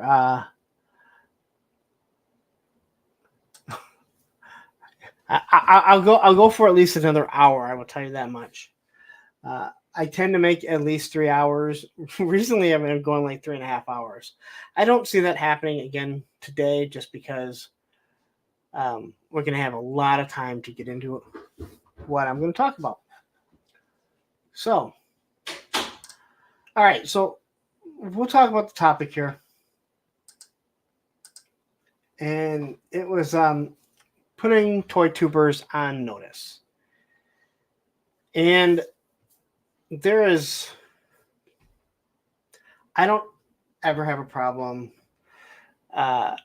discussing something that somebody put out on social media, on YouTube, or anything like that. I feel that if you are willing to put it out there, then you shouldn't get pissed off if somebody discusses it. If someone is going to call you out on it or point out your flaws in it, I would expect people to do the same thing about me, right? If I say something that is wrong, if I am derogatory towards someone, then feel free to call me out. And, you can talk about it on a stream. I'm not going to get mad about it. If, I'm proving that I'm some sort of shill and that I only praise people, but then I talk bad about other people, you know what? You should be able to discuss that. And there's no reason why someone should have to come back at you and clap back at you. There are specific ToyTubers in this community that do stuff like that. There's a whole group of them. They're constantly doing it, and they do the gaslighting thing. And so I will never have an issue discussing someone and bringing up their name if they've talked about something and I want to discuss it. But that's not what I'm going to do, because there's too much fucking negativity as it is. The whole point of it was to, yes, call it clickbait. I'm fine with it. Putting ToyTubers on notice. And this really happened because of last week. And when I said, you know what? You don't go on other people's shit and you don't promote your stuff. If you're talking about it because someone else brings it up, that is perfectly fine. Okay? That's perfectly fine. But there was a good discussion that happened. And that happened with Crimson Cobra Commander, Same Time Toys, and Toy Binging, right? And Same Time Toys asked a really good question. And he said, well, how should you promote your stuff? And this whole purpose of this, and this is how I will always be. I don't fear competition.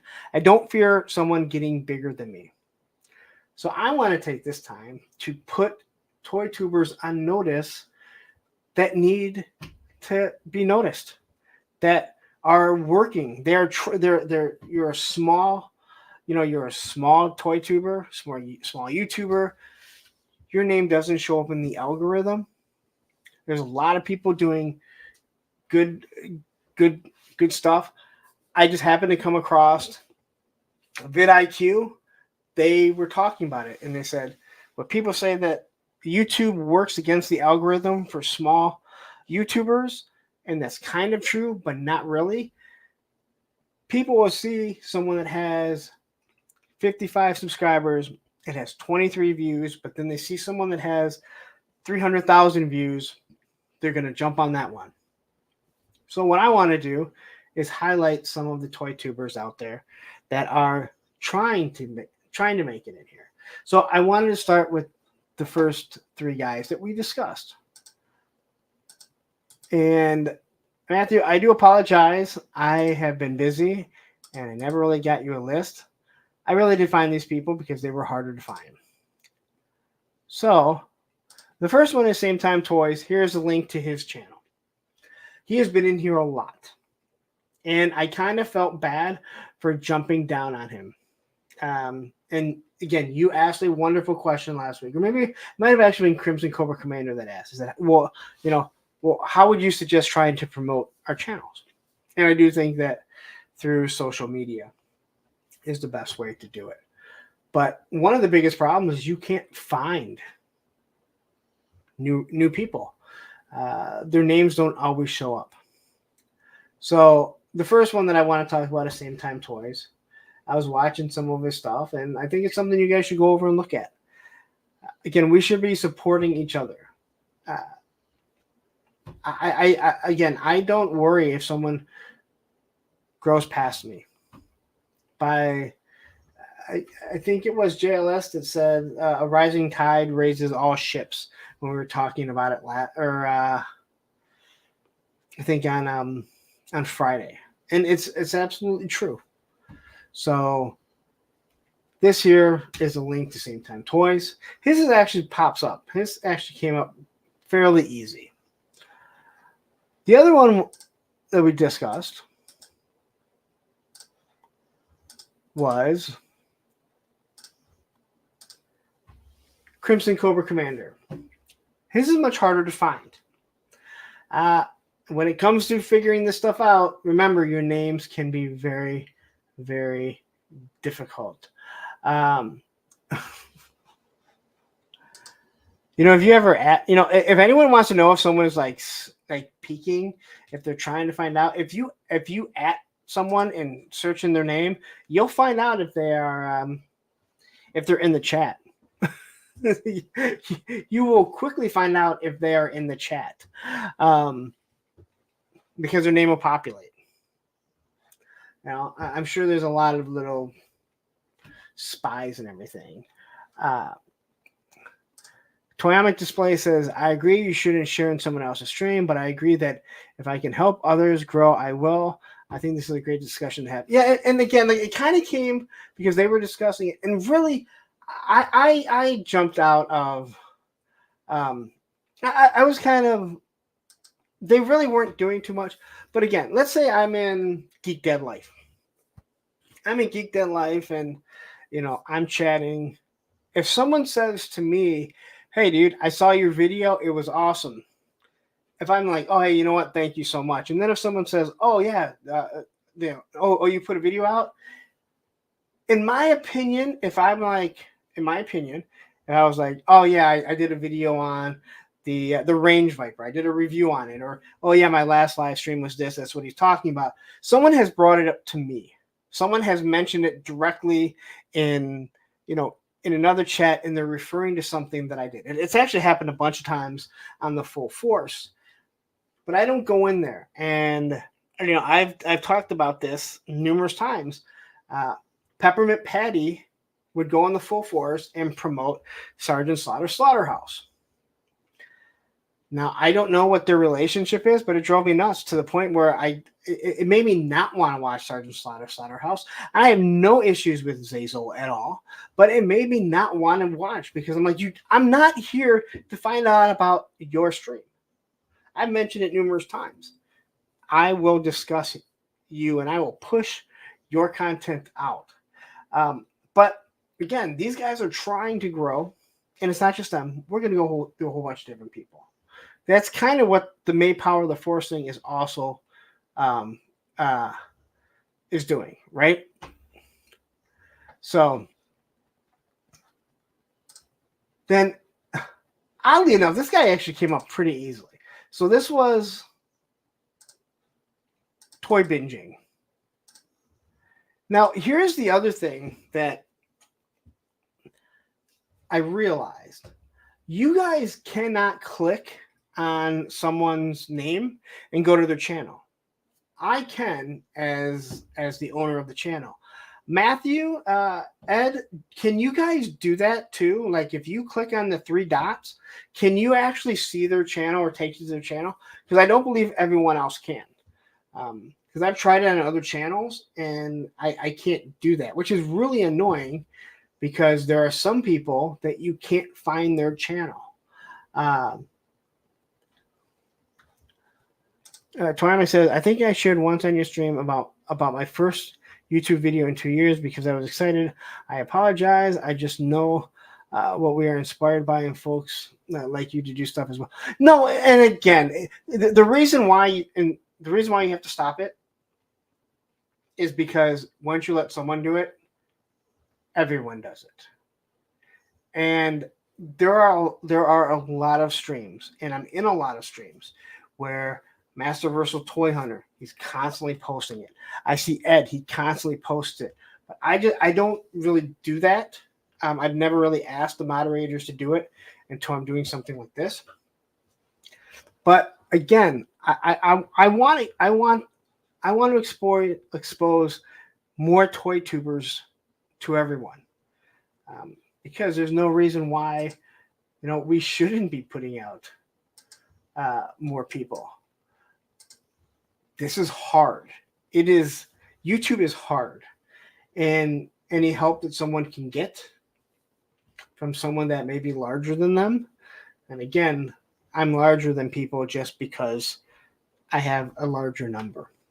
That's it. I'm not any better than anyone. I'm willing to put myself out. Other people aren't. A lot of people, they don't want to be seen on camera. A lot of people aren't willing to just, a lot of people don't want to be attacked. I don't really give a shit. Like I said, if this thing went away tomorrow, I'd still pay all my bills. This does not pay for anything other than toys for me, for doing reviews and getting everything back. So, but that was binging, and he jumped in last week, and I know he was here, right? Weren't you here? I swear he was here. And he actually popped up. I was able to find his channel really easily. The other one here, and I don't think he's here right now. I don't even know if he has been here, and that is Vine Jungle Figure Factory. And when we were on Oz's stream 2 weeks ago, he heard about the Power of the Force, made the Power of the Force. He wanted to jump on. He sent me a message. Hey, can I be in this? Awesome, dude. and I went and checked it out. He's got a bunch of stuff, so I wanted to say, hey, you know what? Let's highlight him.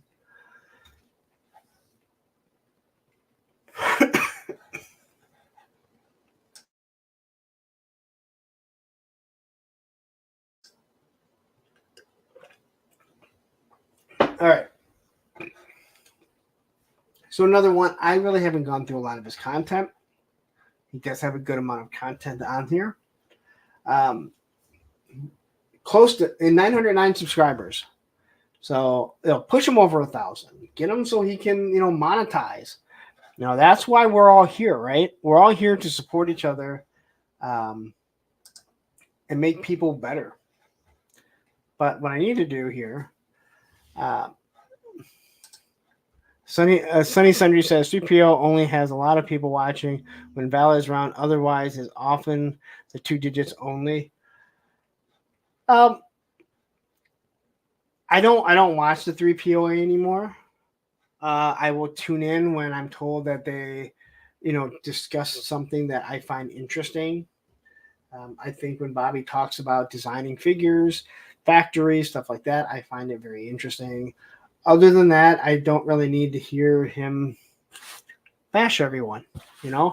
I've been messaged numerous times about, now Dan Larson is in their crosshairs, and that's who they want to go after, and so whatever. I mean, it's just it's old news, man. It's just that's who they are, and that's cool. Have fun. I don't. Not my thing.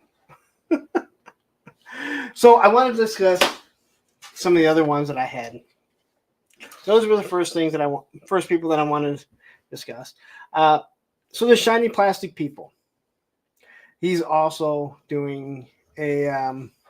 So here, Matthew. Some of these ones you guys should be easy to find. Matthew, Ed, if you guys are both here. If you guys can find links to them, they would be great. Shiny Plastic People. His intro to what he sent me is so funny. I absolutely. He's just a good guy. Like when I talk to him, I'm a softie.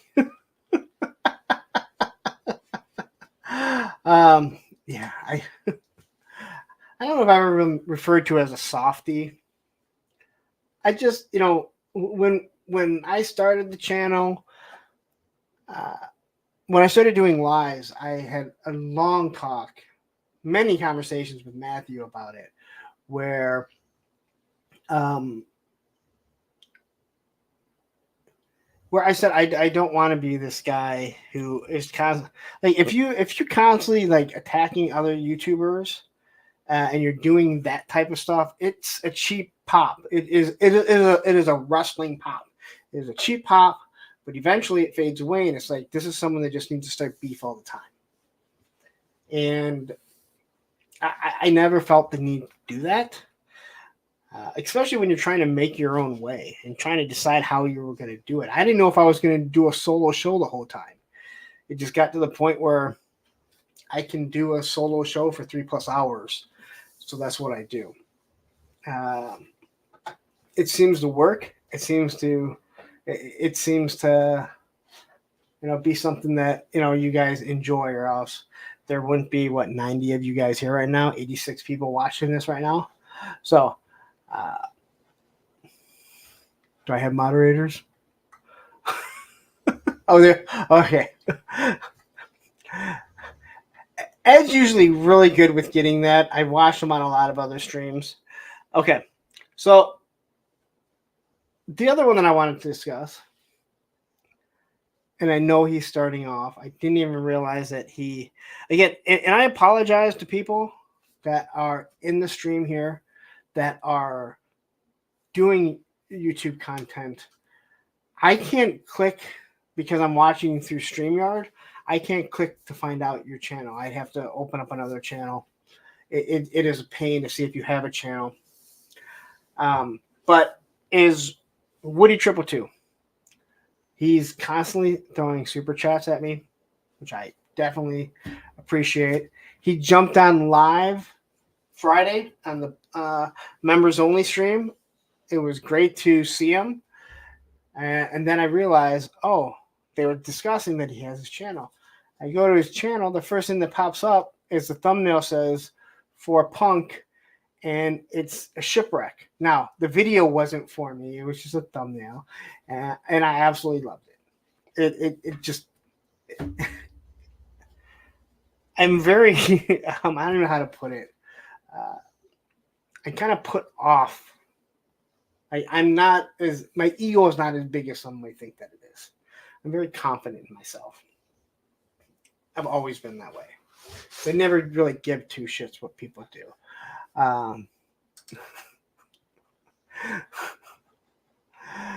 Viper Island, I mean, I feel bad for you. But hey, if you enjoy his content, you are more than welcome.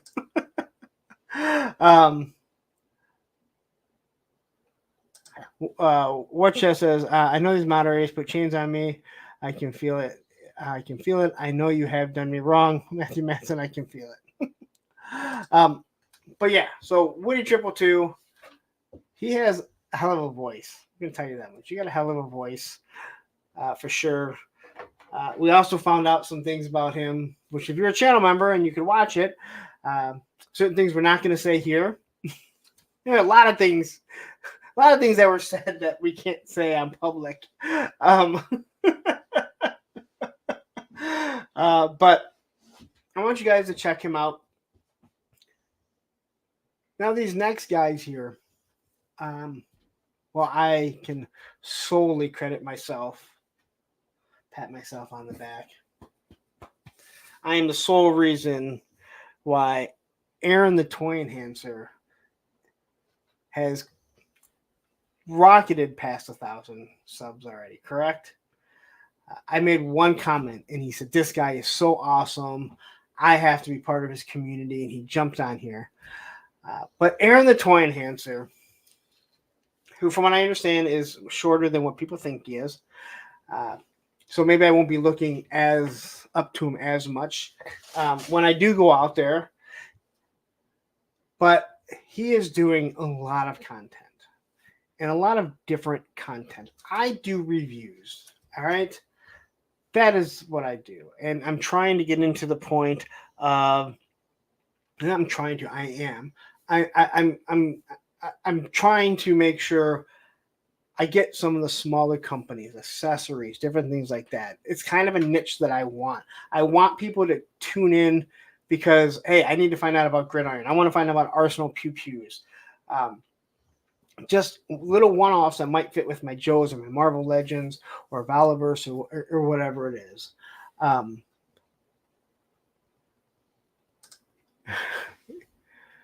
You are a clown 57. The only channels I can't watch are the ones that get free product and heap praise on the companies and products when it's crap. That right there is a very difficult, slippery slope to go down. If you're getting free product, I truly do believe that you have to. I feel if you're doing an honest review, you have to let them know, hey, this product was given to me. Now, one of the reasons why I don't really bash the full force about that is because he doesn't really do reviews. He does unboxings and he just talks about the figure. He's not really reviewing the figure. He's very complimentary of it. He also tells you, hey, you know what? I don't like being negative, and that's fine. But there's a lot of people that do Super 7 that will not say a bad word about it because they can bring them on. And we know this. We know what people do. And it's very difficult. That was the one thing that I wanted to do, was be 100% honest with my opinion. My experience may not always be someone else's opinion, or my experience may not be your experience or someone else. But I'm going to give you what I see. I do my best. I think I do a really good job of taking my unbiasedness out of it. I've mentioned before, I'm not a fan of Bobby Valor, the person. He makes a good product. And when I review his product, I review it as a consumer that looks at what it is. I bashed that Swiffer fucking shitty ass ghillie suit because that's what it is. You can say whatever you want. It's a fucking Swiffer. It's shitty. It was all over the fucking place. It looked nothing like a ghillie suit. It was overpriced. End of story. But I got called out by people from that. But no one came in and said, wow, you were really awesome when you talked about that glow in the fucking dark figure that he fucking did. Because that figure is fucking awesome, right? The majority of my stuff on the Valiverse, I think, has been very positive. People don't notice that. But as I mentioned before on Oz's stream, I've had people tell me that I'm a shill in a video and then tell me that I'm a hater in the same video. And it's like, so what part was I a shill and what part was I a hater? Because two people watched the exact same video and saw two different things. No, the only free things that I've ever gotten are things that were gifted to me by listeners of the channel. So I have never gotten a freebie box. Pop Blender says $20 super chat. Thank you very much. I enjoy what you do, just like I enjoy the pop culture YouTubers. I support those creators. Shout out smaller channels, and I appreciate that. It's not all the time, but it's done if possible. It's all for the fellowship, man. I agree. Like, yeah, there's no reason to worry about that, about someone passing you up. All right. So I mentioned Aaron the Toy Enhancer, and there's kind of three of them that are going together right now. So the next one is Krusty Old Crow, and I didn't even realize Krusty has his own channel till just recently. I really like Krusty. He has a very gruff voice. He's the only one of the three that's not a channel member, but that's okay. That's okay. He'll eventually come around. He will eventually give me his money like the rest of you do, and I can just double dip on all of you, like we learned last week from Toy Crustacean. But Krusty Old Crow, he's doing something different too, and he's also supporting a lot of 3D printers. He's showing in his videos, and I think it's awesome. And he's just a good guy. From talking with him, I mean, he's a Canadian. I mean, they give us really good hockey players, and they got a lot of good skateboarders too. But I watched one of his videos. Him and I were chatting, and the displays that he did were just fucking awesome. And there's a small display and how he had it set up, and I was just like, that is so cool. It's so detailed. I love seeing that type of stuff. But I want you guys to check him out. He's another one that really needs to put on notice. Like, you guys really need to check his stuff out. And then obviously the other one is 3-Star Draw, who is Down South 77. So these three are going to be doing a show. They also do, separate stuff. 3-Star Draw, I don't like the name. I'm just going to say it. I don't like it. Down South 77. He has a natural talent for doing lives, in my personal opinion. He's soft-spoken. He tries not to insult you. He corrected me. I didn't realize I said anything wrong. He corrected me. He literally messaged me and said, "I didn't mean to do that, dude. Don't worry about it." That's like the least of my concern. Christopher Crow says, "I'm learning how to lose my money with new tech. I promise I will fix the membership issue eventually." Don't even worry about it, man. Like, honestly, I'm fucking with you guys. Like, seriously. I don't care. When the thing with channel members, the channel memberships is understand you may have 20 tubers that you enjoy, that you want to support. Well, guess what? If you buy my membership and then you buy their membership, and this eventually that 99 cents for the cheapest one becomes at least $20, if not more, for the whole month. And you can't expect everyone to join the channel membership of every person that they like. Because again, 99 cents, not a big deal. At the end of the month, when it's $30 for 30 members, and maybe some are $2.99, like I have $2.99 ones, some people have $5.99. We've seen like $9.99. Like, it adds up. And I'm not going to speak for everyone. I'm not going to spend everyone's money. So don't worry about it. Don't even think anything about it. Eventually, you'll get one gifted to you. We have some wonderful we have wonderful members that love to gift, and I appreciate it more than I can explain. But yes, so back to Down South 77. He does he'll do his own lives. He does it with these three guys, and he really has a knack for it. A lot of people will ask me to watch their stuff. Hey, can you check this out? I think it's only because they know that I will give them an honest opinion, not be rude about it, give them some pointers that will help them out. All right, Sonny, thank you for joining. I know we've talked a few times. I like you. I really do. Don't make me explain all these to you again. I wasn't trying to explain all these to you. I just wanted to... yeah, so again, another person that definitely needs to be put on notice.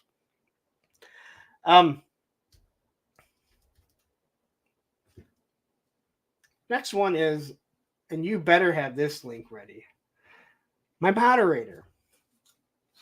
So Action Figs, and it is Action Figs, not Action, it's Action Figs. You can ask him. Him and Travis are doing a Tuesday show. And yeah, Travis, I know I need to get him some. He wants to get something. Give me a commercial. Guys, give me a commercial, and I'm going to promote it at the end of this because that's what we should be doing.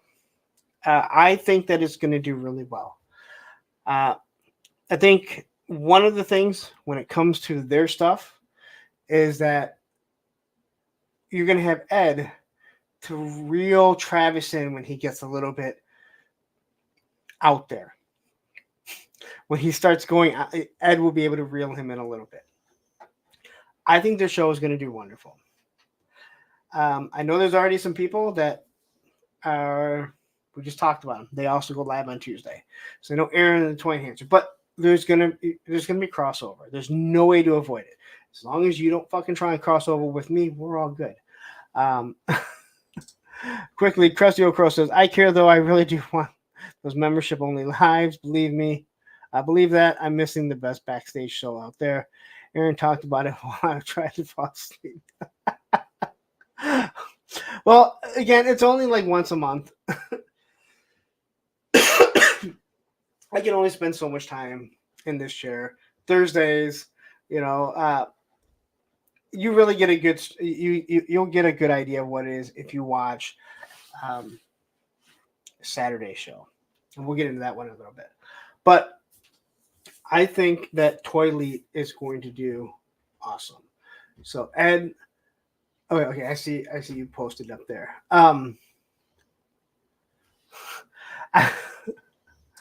I did it because I needed to discuss. I did it because I needed to discuss the power of the Force thing. Somehow it ended up being 5 hours long, and believe me, Saturday was rough. Saturday was a rough morning, considering Krusty was like, he messaged me, and I messaged him back at like 8 something in the morning. And he was like, oh man, like dude, like, I can't believe you're up already. Like, I got shit I gotta do, man. um, well, that's what's actually kind of funny is that Toy Elite was, I believe, from AEW. So it kind of was, and it was something that Travis just kind of threw together, if I'm correct. Ed, you can correct me if I'm wrong. I think Ted also knows. And so hi to Matt O'Brien. Happy Monday, Lawrence and crew. Nice to see you here, Matt. I know you're working a lot, so I love seeing you here. But yeah, Toy Elite, which is a weird name, but I think it's actually kind of cool. It is catchy, that is for sure. But they're going to do, I think they're going to do a good job. And it's nothing against Ed and when he was doing it with his son Luke. Luke didn't seem like he was really, Luke had other things. He's a young man. He had other things on his mind. He also didn't like being a face of anything. That's why he would wear sunglasses and a lot of times be an avatar. And Luke's going to do, I think, wonderful things. I mean, Luke is, Ed, you raised a good boy there. But yeah, you're going to get, I think with Travis, you'll be able to reel Travis in when he starts going too far. But anyway, so that's one that you have to watch out for. That's one that I said it needs to be put on notice. Cobweb. Now, if you like Motu, Cobweb, I cannot not speak about Cobweb. I'm scrolling through my Instagram and I scroll through my fucking Instagram and I look at and I come across Cobweb in his story, and almost every single time he posts my video, he doesn't give two shits about G.I. Joe, but he's supporting the community. And it's not just me. So it's not like, hey, you know what? I just want to like, hey, Punk has so many, subscribers. I want to, make sure I kiss up to him. He does it with not every single one, all the people that he's close with, that he's friends with. So he's hit 1,000 doing Motu. Like, I can't express, like, I can't get into the Motu algorithm. It's not like I put out 1 or 2 videos and was like, fuck it. I didn't go fucking all like Travis Moody where it was like, I can't do it. I'm done. I did fucking like 30 or 40 Motu videos and it's like, all right, I ain't ever breaking this algorithm. But Cobb, he does it. And he's done a wonderful job. But again, to me, what he does is that he's all, and I mentioned it before, he's always promoting other people's stuff. And it's weird when you're all of a sudden scrolling and all of a sudden you see, oh, hey, look, that's my video up there. So Cobweb, you definitely need to check out Holly.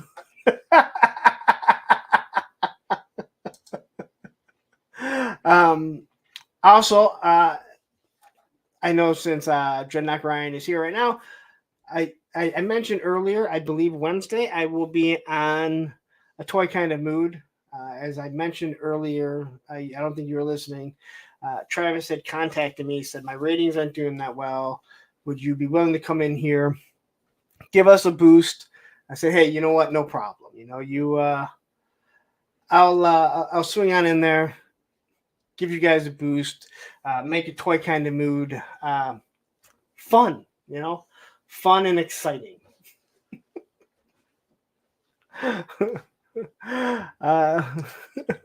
Say hi to Not Top Goon. How are you doing? I'm the slump buster for a Toy Kind of Mood. A Tony kind of mood. I like that.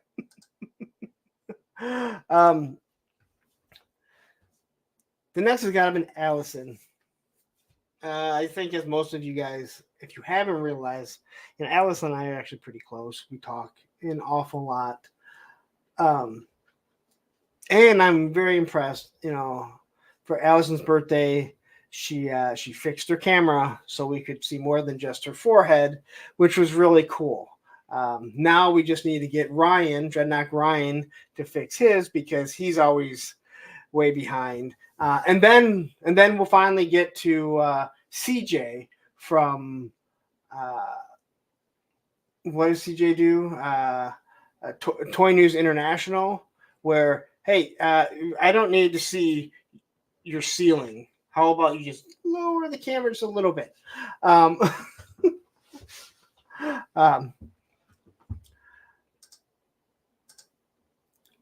Mr. Mad Gus, yes. Why else are we here, man? Why seriously? Why the hell else are we here, right? Aren't we here to have fucking fun? Yeah. And if we can't make fun of ourselves and make fun of other friends in here, then what are we doing? And if people get mad about everything, then if you are on any type of social media, especially YouTube, and you're going to take offense to things, that's kind of a rant of mine. I know I'm going off the rails. You're doing the wrong thing. It's like when I'm trying to help someone, a younger kid, learn to skateboard, and they're like, I don't want to fall in front of people. I'm going to be embarrassed. I'm like, you're doing the wrong thing, because we all fall in front of people skateboarding. No one's going to laugh. Well, I mean, we may laugh, but we're going to laugh because we've done it, right? We fall doing stupid stuff. Yes, make Toy Academy fun again.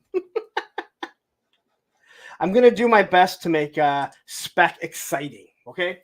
If I can make spec exciting, then I know that we can, I can work miracles. That's for you, Tony. Yeah, no, off the rails, never. But back to Allison. Allison is another one that I'll be scrolling through, and I'm going through her timeline, and or not going through the timelines, and I see Allison. I'm like, hey, look, that's me. Once again, she doesn't give a shit about G.I. Joe. As a matter of fact, I don't think Allison cares about any action figure that isn't a female. All right? You ever see her female collection? And that's cool. I have no problem with it, because that's what she likes. And that's, she does a good job. Allison will also take control of a stream. Allison is, she does her coloring streams. It is something that everyone, again, you don't have to watch it all the time. I have a hard time watching YouTubers and ToyTubers. But if you get a chance to go on with Allison and be in color as an adult, it's just like playing with toys. It is just relaxing. You're sitting there, you're shooting the shit. She actually made a comment, and I meant to read it.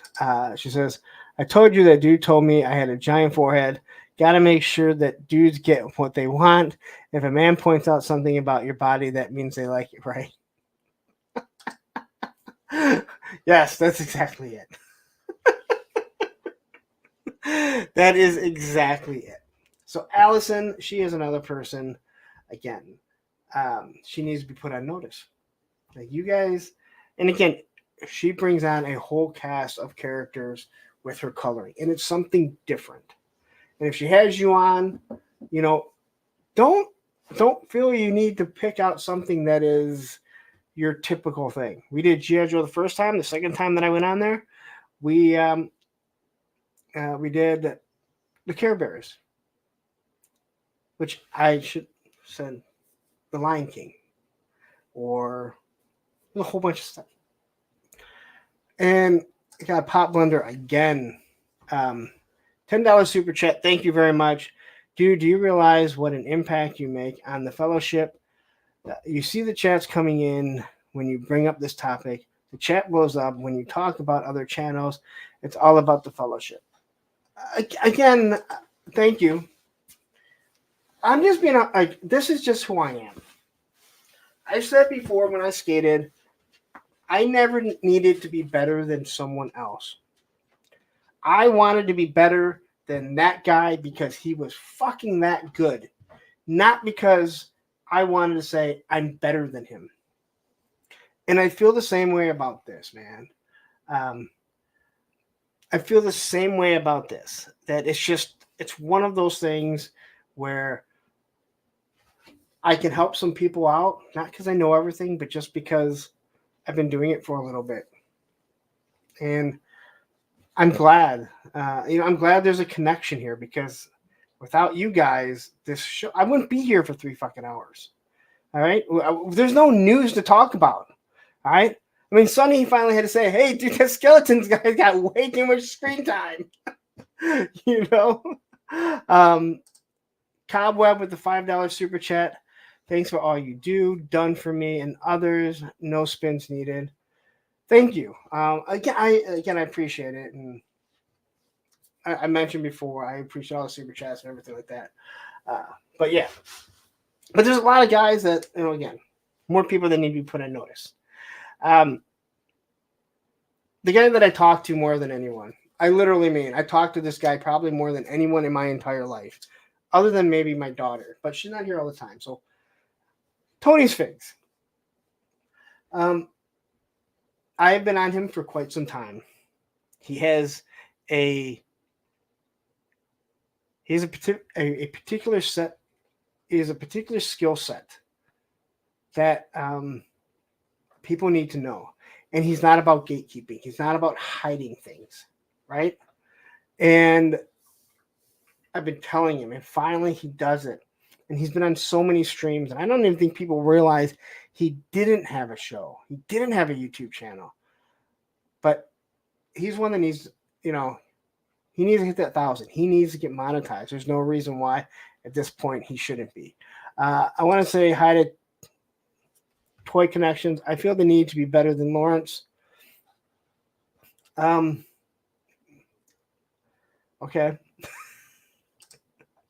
Little secret, Ken and I really don't hate each other. Ken and I really don't hate each other. Well, I don't know. I don't hate Ken. He may hate me. I don't. And Pop Blender, I also want to say, I went and double checked. You don't have a channel yet. I can't, because I definitely wanted to mention you, but I looked. I'm like, you don't really have a channel, and you've thrown these things up. So, yeah. But yeah, Tony is, again, the things I think that he can do. He's showing off something different, and he is a channel that if you are into the stuff that we are into. And once he starts maybe showing, and not maybe, once he starts showing off customizing his superpowers, not even superpowers, but his Justice League figures, I think you're really going to get to see something different. I think you're going to see the channel get bigger. Let's say hi to Zazos Clubhouse. What's up, cool dudes? I'm not sure if Zazos ever been in here, so nice to see you. Mr. Magna says, the other night was great. It was my first time seeing a lot of the panel, but it truly was all-star panel. A fantastic bunch of people. Oh, yeah. You mean when I was doing my spins? I really wish I knew how that, tell me how it got to the point that I was doing spins for super chats. Because I can't really figure out how. And then with Tony's Figs, the other guy that is sitting in here, Dreadnought Ryan, Island of Misfit Toys Collect. I mean, you need to fix that name, because if you type in Island of Misfit Toys, guess what shows up? The Island of Misfit Toys. Do one of you guys have Dreadnought Ryan's in here? His is hard to find. He is another channel that drive me nuts trying to find because of that. And here I'm trying to scroll through it.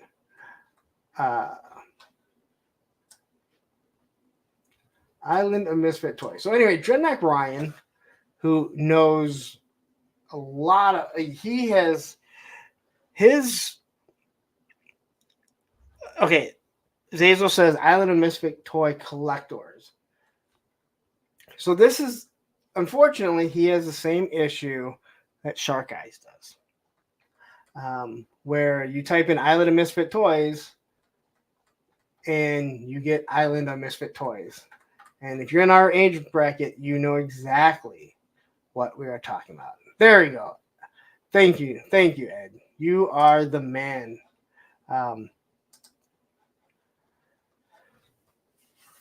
This guy gives a lot of insight. He has a lot of connections. There's truly what you call networking. And he will tell you a bunch of different things. He also has, if you get close with him, he has some really cool shirts that are in the background for certain people.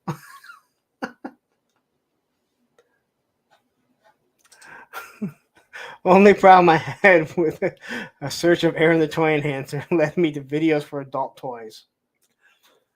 Did you check to make sure it still wasn't Aaron the Toy Enhancer?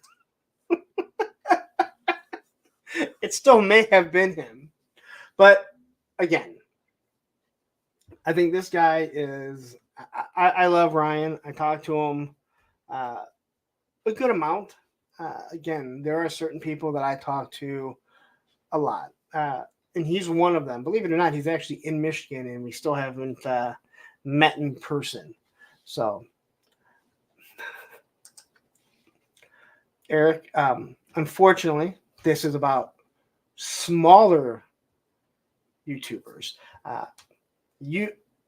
Wood Bunny should be promoting me as a smaller YouTuber to hers. But yes, Wood Bunny is another one that you guys all should be watching. Just trust me. You should be watching. you should definitely be subscribed to that channel.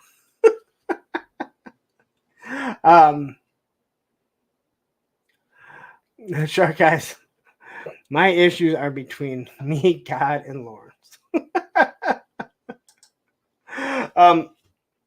Yeah, so check out Island of Misfit Toys. He's another person. He's growing. He hit 1,000.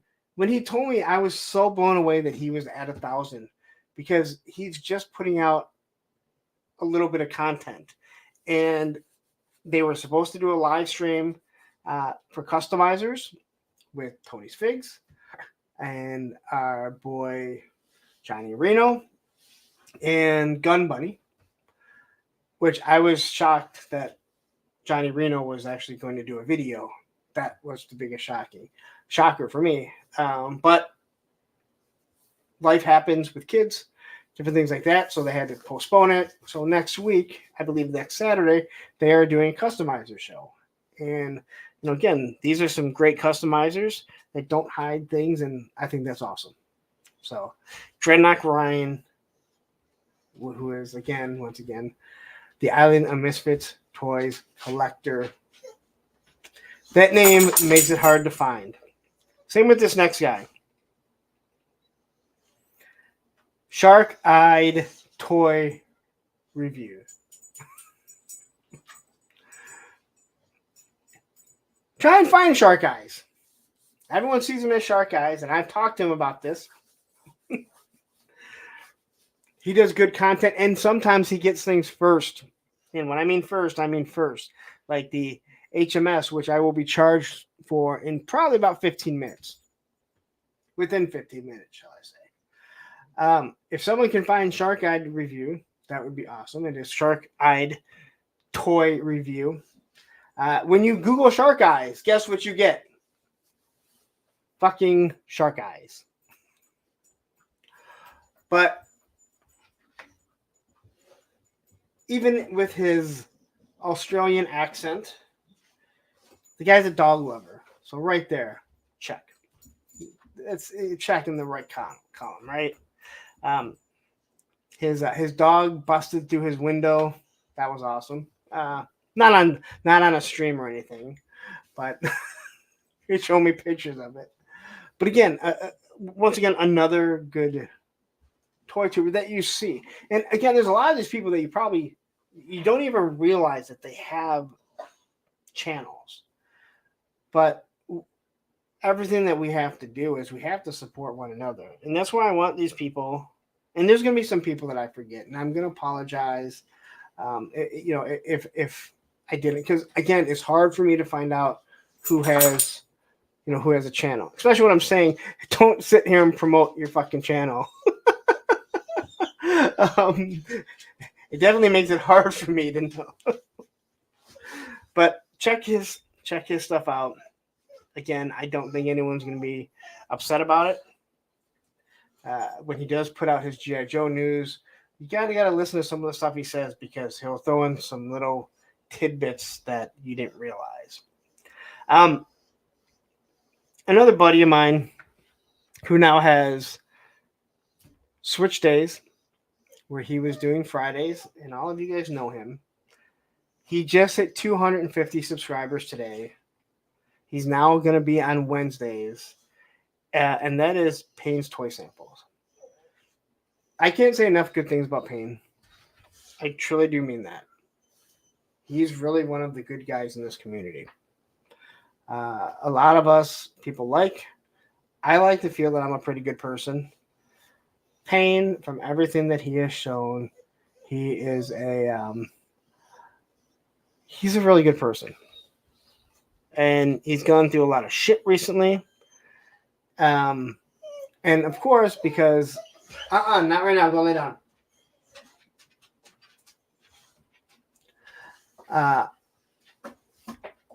He's had to switch to Wednesdays and to a different time. And the fact that he only has 250 subscribers absolutely blows my mind, because what he does do, or at least what he was doing, I don't know if he's changing his format. It was really good. It was something different. It's not something we always get in this community, but he's one of the ones that you need to watch, because once he starts growing, I think it's going to be really good for him. We just really need to work, I'll say it again. Lives do not get you subscribers. It is the craziest thing in the world.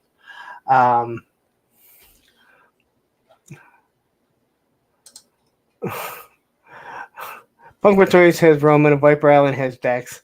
I love a good sidekick, just saying. I will not bring children into this, but when you use your kid as a shield, you're a piece of shit.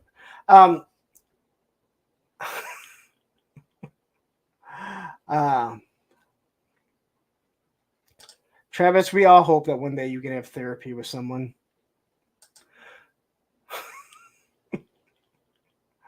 I was just mentioning to everyone that you asked me, that you had begged me to be on Toy Kind of Mood this Wednesday to help your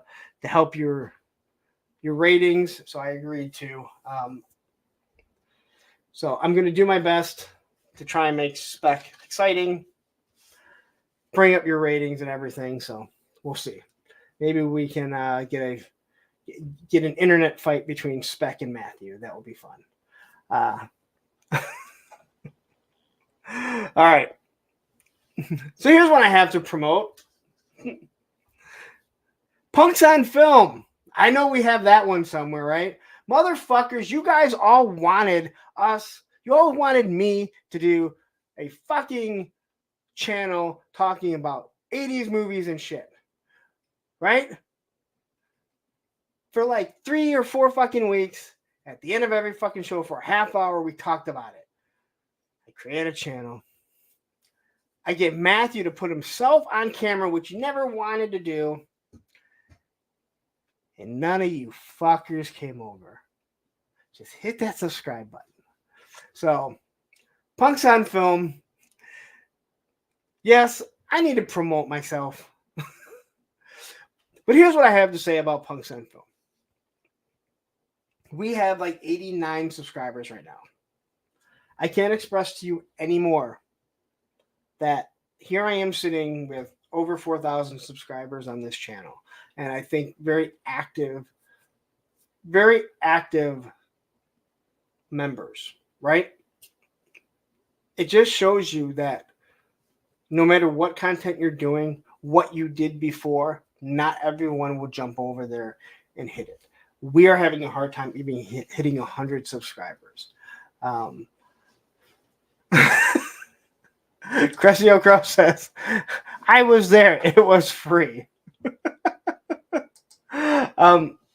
But yeah. So don't feel discouraged when you're struggling to um, get those viewers up, get more subscribers, because I've done it very successfully. I feel on this channel. It doesn't always translate over to something else. Second channels are hard. Toy Connection says second channel is always far less than main channel. Look at all the Dan Pixel. Yeah, but I thought so. Listen, the people asked for it. They specifically asked for it. We did it. But I can also say, even though I've kept so many watchers and viewers in the past year, you know this, you lose, like, people just, like, it stops being in the algorithm, right? There are some people that I just don't see anymore here, but I see them on other streams, and maybe they just decided they don't like me anymore. Maybe they just, if the algorithm doesn't show anymore, there's always things like this. But yeah, so Punks on Film, go over there.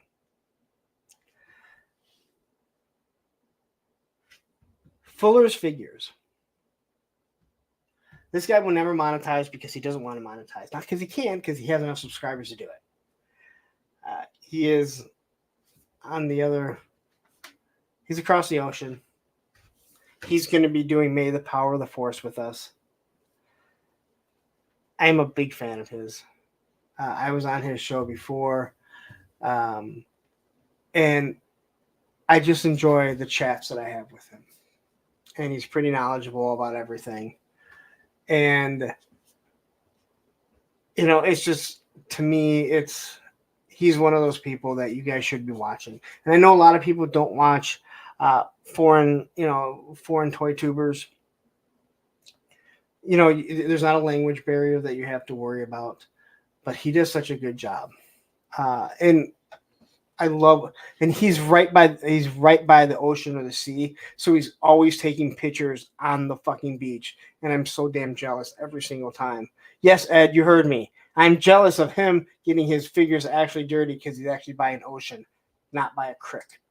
Aaron the Toy Enhancer has been a member for 5 months. I live for Monday nights with Punk, and I love the fact that you jumped over here because I made a comment on. I made a comment on one of your videos.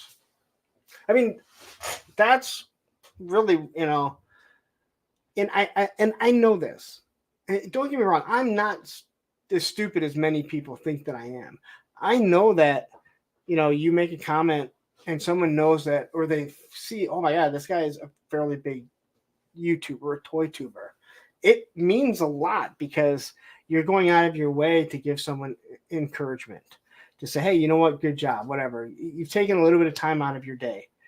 And because of that, it's not that I would say like I have, a listener for life. I would say I have a fucking friend for life with Aaron. And God, I just saw that. And I'm going to get to it in a second.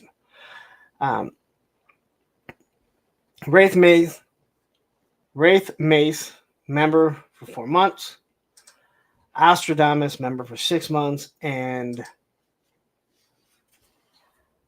Aaron the Toy Enhancer with a $49.99 super chat. Thank you. You must really want me to get to Joe Fest to spend the night at your house. Join us in Punk's Pit. Dude, thank you very much. Like, dude, that type of stuff is so humbling. I mean, you could have bought, was it 4 3-packs of Vipers with that much money? This guy has like fucking 15 sets of 3-pack of Vipers. Aaron, thank you so much. I know you could have never sent the super chat if you were using Misty's phone. Or maybe you could have and it would have charged to her. Yes, thank you very much.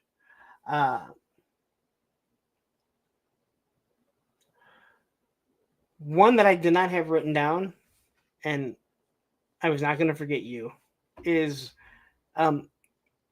Wraith Mace. Graph member for 6 months. Thank you very much. Wraith Mace. I want to see this guy. I don't give a shit about fucking Warhammer. I don't. Right? I don't. I don't know anything about it. But to listen to his passion, to listen to him talk about it, this guy cares so much. Dude, he's doing like videos of him looking in like this Warhammer suit. We're adults. Now don't get me wrong. When Aaron the Toy Hancer said, "Hey, do you cosplay?" and I told him, "No, I'm a fucking adult, so I don't dress up." I mean it. I don't, because I'm a fucking adult. At the same time, I have a shitload of fucking toys around me. So, who am I to really say anything? I think Wraith, once he gets going, I think he's going to be awesome. It's just the shit that he does. It's comical. It's funny. I think when you look at him in his tracksuit mafia that he's always wearing, and then you start talking to him, especially outside, and you're like, you are such a fucking nerd. Like if I saw you, I wouldn't think that. But then I see you and I'm like, God, I told him, like, you're a fucking nerd. And he's laughing. He goes, I hide it pretty well. You'll also notice now that I brought up his tracksuit mafia suits. He always wears a tracksuit mafia. Master Versal Toy Hunter, member for 6 months. And then Matthew Matson, member for 7 months. You know what's crazy, Matthew, is that I made a comment, I made a joke about how you're not even a member yet. I can't believe that was over 7 months ago. Time has really flown by doing this show. Not only just today that we're over 3 hours in. Did I get charged yet? Hold on. Let's go see if we get charged yet for the HMS. I have not been charged yet. It's 7 minutes after midnight. I'm disappointed. I need it to be charged and shipped out tomorrow. My goal is to get it before Travis, because then Travis cries when someone gets something before him. Speaking Moistly is here. He says, hey to Oz. All right.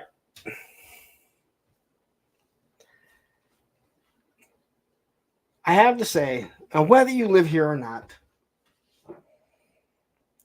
these people, seriously, I can't even express how good of people they are. And these are people that I know personally, and that is Sergeant Reds. They do ship stuff. I can't express to you how much shit he has. What you see, when you see me do the walkthrough, you're going to be like, oh my God, there's so much stuff. And understand there is a basement underneath. I can't believe I was going to tell you where a basement is. Basements are underneath. That is completely full packed. I know, Travis. I'm messing with you, dude. And you don't give up on it. Just do what makes you happy. Have fun with it, right? And it's not about keeping up with me and B. It's not, dude. It's about having fucking fun. And if you're not enjoying it, then you don't do it, man. And when I don't enjoy this anymore, I won't do it anymore. Woody 222, the $4.99 super chat. Thank you very much. Punk, thanks for the encouragement. I never gave super chats for this reason, but much respect, bro. Oh yeah, one last fart noise. Well, you did 2 fart noises, but you did 2 super chats, so I'll let it slip. Thank you, honestly. Thank you guys. You are a clown, says. I love your name. You are a clown. 50. And I love the fact that I was able to figure it out rather than feel like a total fucking moron looking at it. No charge here yet either. How bad has it become that we're all looking to make sure we get charged? But yeah, Sergeant Reds. People have seen Kokomo Toys, right? And I've been to Kokomo Toys, and it is worth the trip to spend a day or two there. I really do mean it. And it's super cool that they have a record store around there. They have a bookstore. They have a comic store. And then there's Sergeant Red's. And obviously that's where, we would gravitate to more than anything. But they, when you see the store, they want to make it a destination. But the other thing that you'll find in this series is that the first 3 videos that I'm doing is there's Sergeant Red's. Funky Town is literally right next to them. I'm talking 150 feet, if that. And then 2 miles down the road, not even 2 miles down the road, is My Pop. Now, I know we're not into pops, and there's a reason. But again, it is a collectible store, and there are people that do like pops. But to make Sergeant Red's a destination and know that within a 3-mile stretch, a 2-mile stretch, actually, you can hit 3 different collectible stores. There's also a comic book store right across the street, but I don't ever go in there. I didn't even know it was there, which is actually shocking to be, believe it or not. Heavy Metal Toy Box, $5 super chat. Thank you. Great show tonight, Punk. Thanks. Thank you. And he's another one that shows up on Punk's Pit. So when we do that, if I could do more, I would. I can only do so much. But I think when you guys see Sergeant Red's, and again, if you are in the area that you can drive to, he wants to make this a destination. He wants to move he needs to move into a bigger location. But when you see the store, I think you guys are going to be absolutely blown away at the size of it. But I can't wait for the thing to get done. I really can't. Toy Binging said, for a second, I thought you were going to put me on blast, but I appreciate you realizing last week that I was asking a sincere question that is in the minds of a lot of new YouTubers. No, and you know what? And I understand that. I am not, there's no HMS yet. Tony, no HMS yet. Never once. I mean, very seldom do I say, charge me. No, don't charge me. I just can't believe it. Usually if it's in like 7 minutes, they charge. No, I listen, when I started trying to get more noticed, I went in channels and I chatted. I never talked about like that type of stuff. But I always wanted to,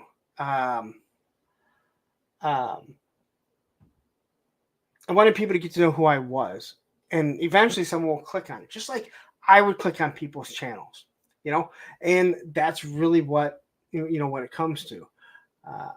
And I actually felt bad because you didn't come in and start blasting up and like throwing your channel. You mentioned something, and because I had said something earlier to some other guys, I again, like if you let it go, then it cascades.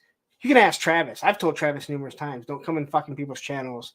And don't come in people's chats and start fucking talking about your channel. I'm going to highlight right now because of a $5 super chat. Towards your HMS, and now it's $69.99. Enjoy, bro. Thank you, Travis. And I do hope you know that everything that we throw at you is it's all in good fun. Or else I wouldn't be showing up to help your show on Wednesday. A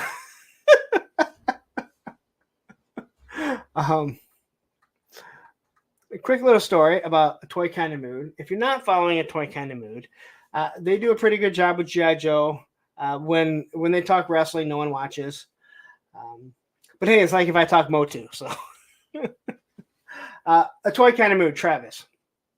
Now, he's a little bit bigger than the channels that I was highlighting, but if you're not over there, and I've been in the chat and I've seen most of you guys are, you need to be checking out A Toy Kind of Mood.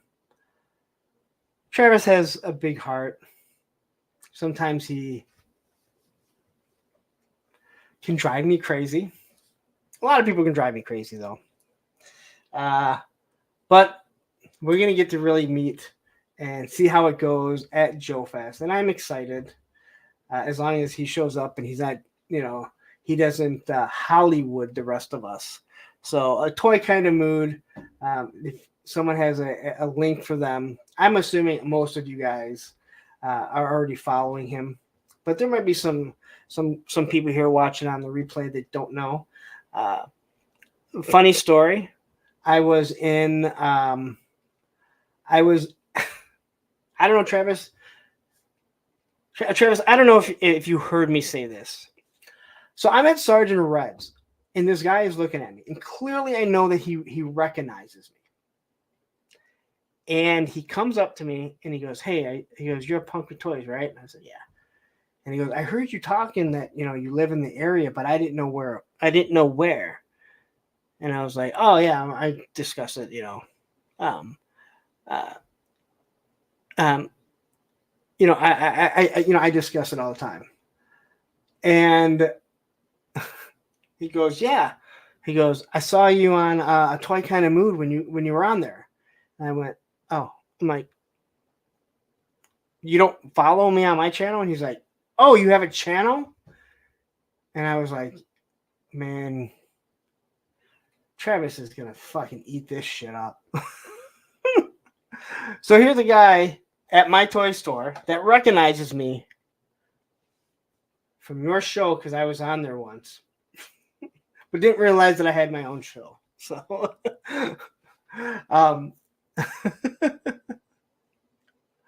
yeah, very, very interesting.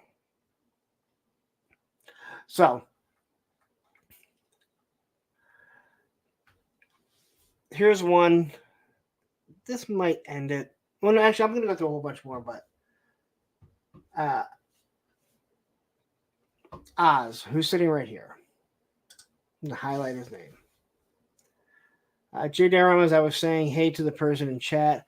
I wish there was some figs for the movie. Okay. Oz. I think Oz. I cannot believe Oz hasn't hit 1,000 yet. I've told Oz the reason why I think he probably hasn't. This is my personal opinion.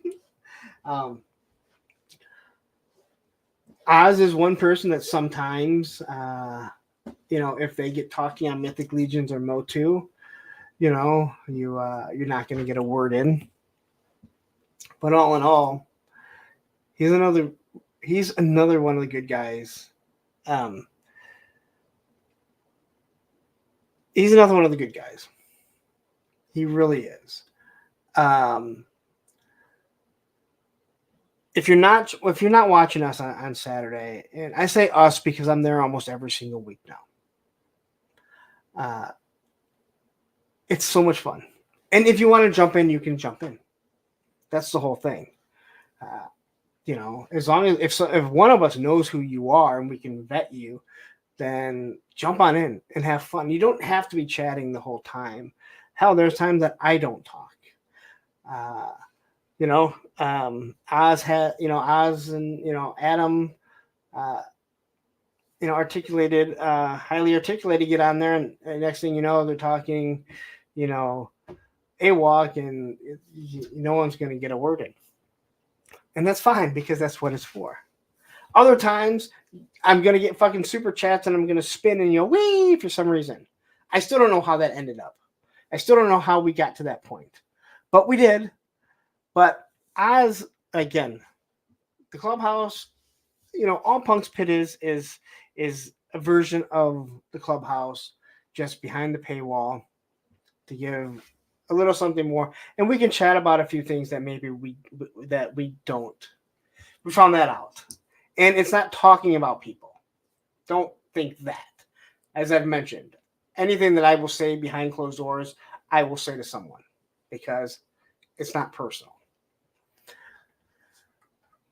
So, and then there's obviously the Hella Dope Toys. This guy right here. I don't watch Saturday because I have to work early, and I know you assholes will keep me up all night. Learn the hard way. Yeah, tell me about it. Tell me about it. Hello Dope Toys is, let me just say, Hello Dope Toys went up on Sunday. They went up against Geek Dead Life. I thought that it was stupid. I would listen to Geek Dead Life, have them on. I would tune in afterwards. And it's gotten to the point where I tune in to see who's on Hello Dope Toys, and listen to what they have to say. And for the most part, they do a really good job.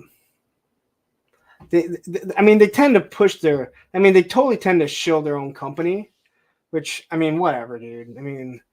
So just understand there are shows for Hello Dope Toys, but I think their openness to actually discuss, and I think that's maybe what people like about what I do, is that I'm very open and I talk about, I have an honest opinion, and they will honestly tell you and explain to you what's going on, like how much, not exactly how much they pay, but like you understand, like we're making like $3 off a fucking figure that maybe you're paying $2 more here for because we're not the big box store.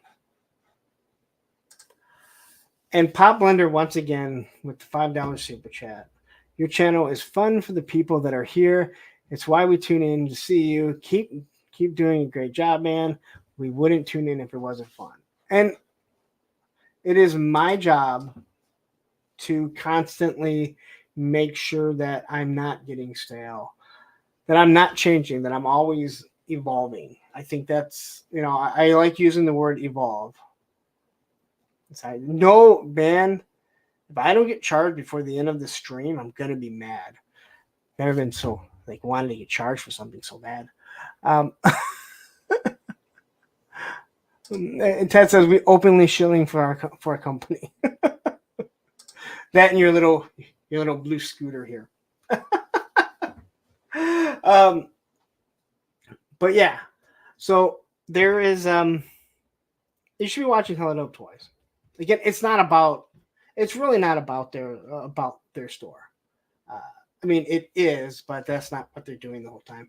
And they've made me two wonderful videos. Now, don't get me wrong; they are in Columbus, Ohio.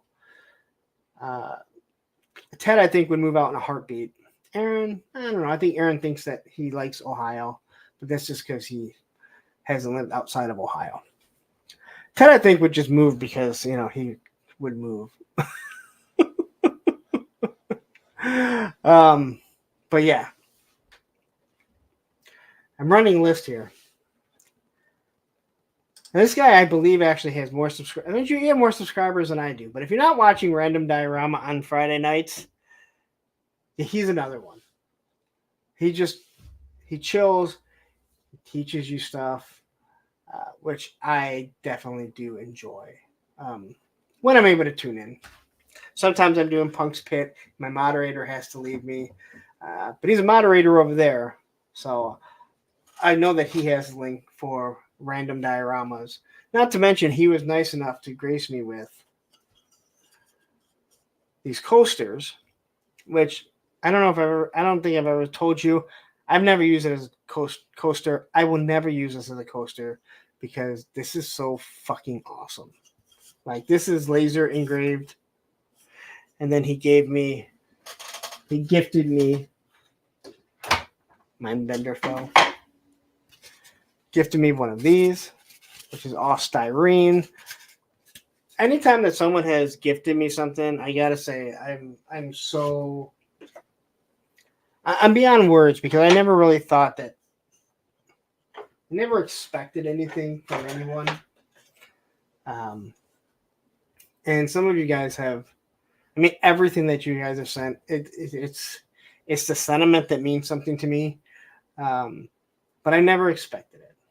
And so, it truly does mean it. And again, I think I may say, thank you more than a lot of people. It's foam, not styrene. I'm sorry. It's made from foam. I just got put in timeout by my moderator. So I apologize. Foam. It's pink foam and wood. Yeah, well, I'll tell you what, as cool as this is, Wood Bunny would actually fucking engrave it and etch it with her own fucking bare hands and her beautiful fucking tits and her wonderful ass.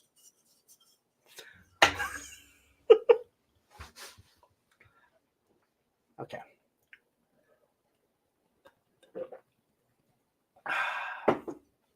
Well, I'm still going.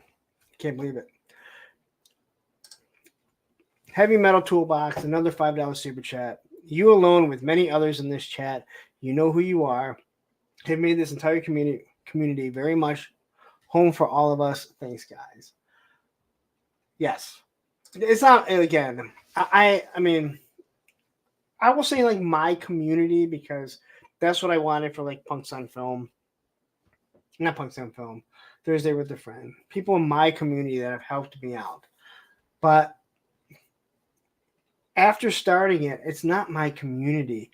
There's so many little communities, and I really think that it's better when people have their own community rather than being tied to other people. Where when you have that extension of branches where they're considered like a spin-off show, right? To me, it doesn't. I don't think someone's always going to have hurt feelings, but when we're just all extensions and we're just all friends and we have our own group and we, and we jump in together, it's awesome. All right, War Chest, have a wonderful night.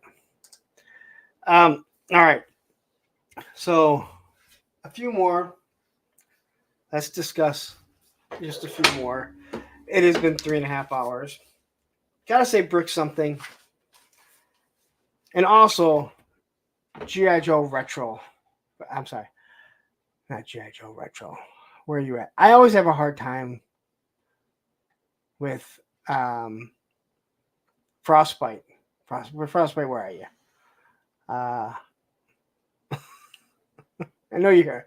Frostbite G.I. Joe Repro. Your name is also a handful. You're hard to find too. Obviously, I follow you or whatever. I've been on their show. Again, I like the stuff the Australians do. I really do. I think you guys do a really good job. I love hearing what people from across the pond, what they had and how they saw stuff. Because it's always going to be different than what we had, right?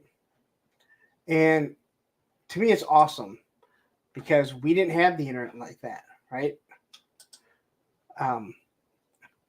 We didn't have the internet like that, so it wasn't readily available to know what Pallet Toy was and what they were getting. And here's Frostbites, and I want you guys really to go over Frostbites. Check his stuff out. He comes in when he can. Again, it is definitely different. Oh, actually, Ed, you got it. Thank you. So, he's one. Brick is, Brick is another one. I've been on his show. He's really, really close to 1,000. He was at like 914. He should be at 1,000. First off, he's the best looking guy in toy tubing. And it's not even close. I mean, look at the fucking guy, dude. I know. I'm scared of that masculinity. I can admit when there's a damn good looking guy. Like, David Boreanaz from Angel. But I just want to see if there's anyone that I met. Oh, Hyperdelic. He's another one. And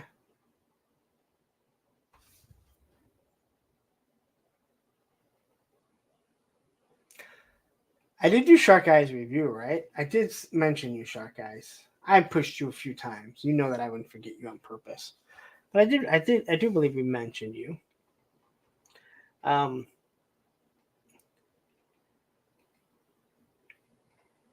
Yeah, I think that about does it. um,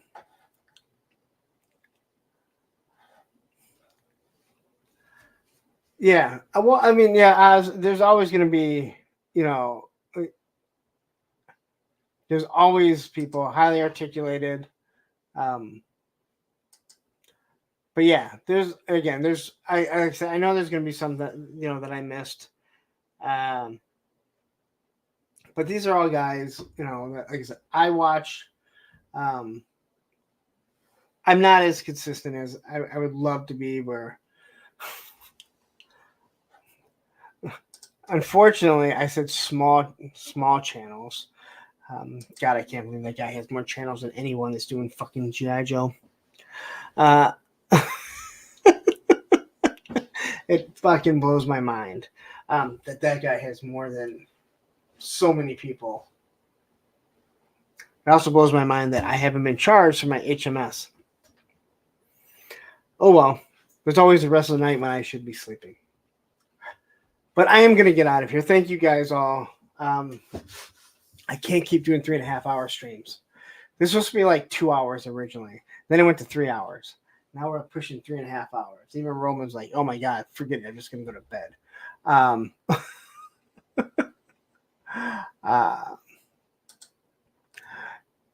Joe G is on a decent show called Off World. If you want to mention it, Lawrence. Okay,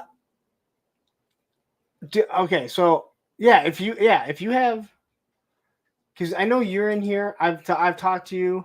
Do you have Joe G's YouTube? It is, again, and I apologize for anyone.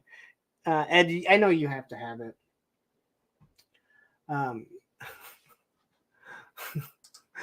Good night, stupid Lord. It's funny because I think some of you guys are looking at it like, what are you talking about? It's only like 10:30 here. No, it's fucking after midnight here. I don't even know where I'm going for work tomorrow. I don't even know what the hell I'm doing. Okay, so now I know what I'm doing. This is all I have a real easy. Okay, so Offworld is the channel. See, Ed, do you have the link for that? Oh wait, well, Oz, you should have sent it over to Ed. I don't have my Instagram up, Oz. Hold on, let me get my Instagram up.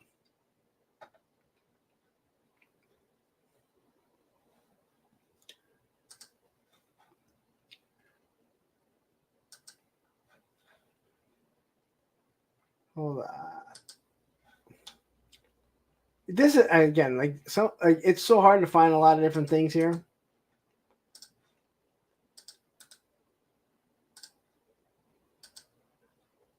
There we go. So that is Joe's show. He has a huge Mythic Legions collection. So I think I'll have Joe on eventually on Thursday. There's so many people. I could do it every single week if I really wanted to, but I don't. I need to branch it off and take time.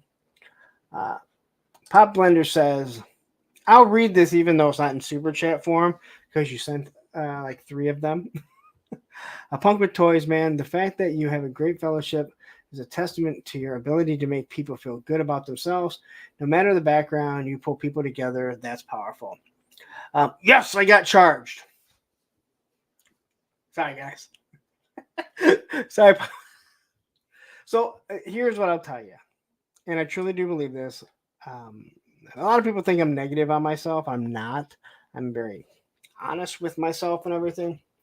One of the biggest things with me is that I have a hard time meeting people and people giving me a chance. And once people get to know who I am, and I think that's why the channel slowly built, but always had a steady following.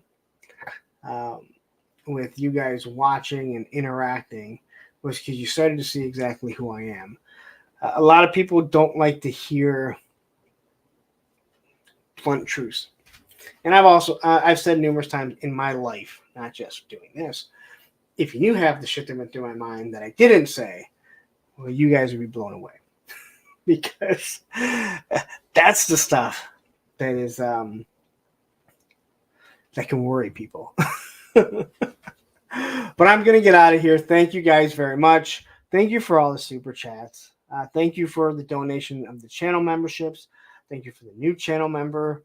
And again, Krusty, if you're watching on the replay, I am messing around with you. I don't expect anyone. If it turned June, if it turns May and everyone canceled their membership, I wouldn't be mad. I wouldn't stop doing the show. I understand times are hard. So when people do donate their hard-earned money, you fucking better believe I'm going to say thank you.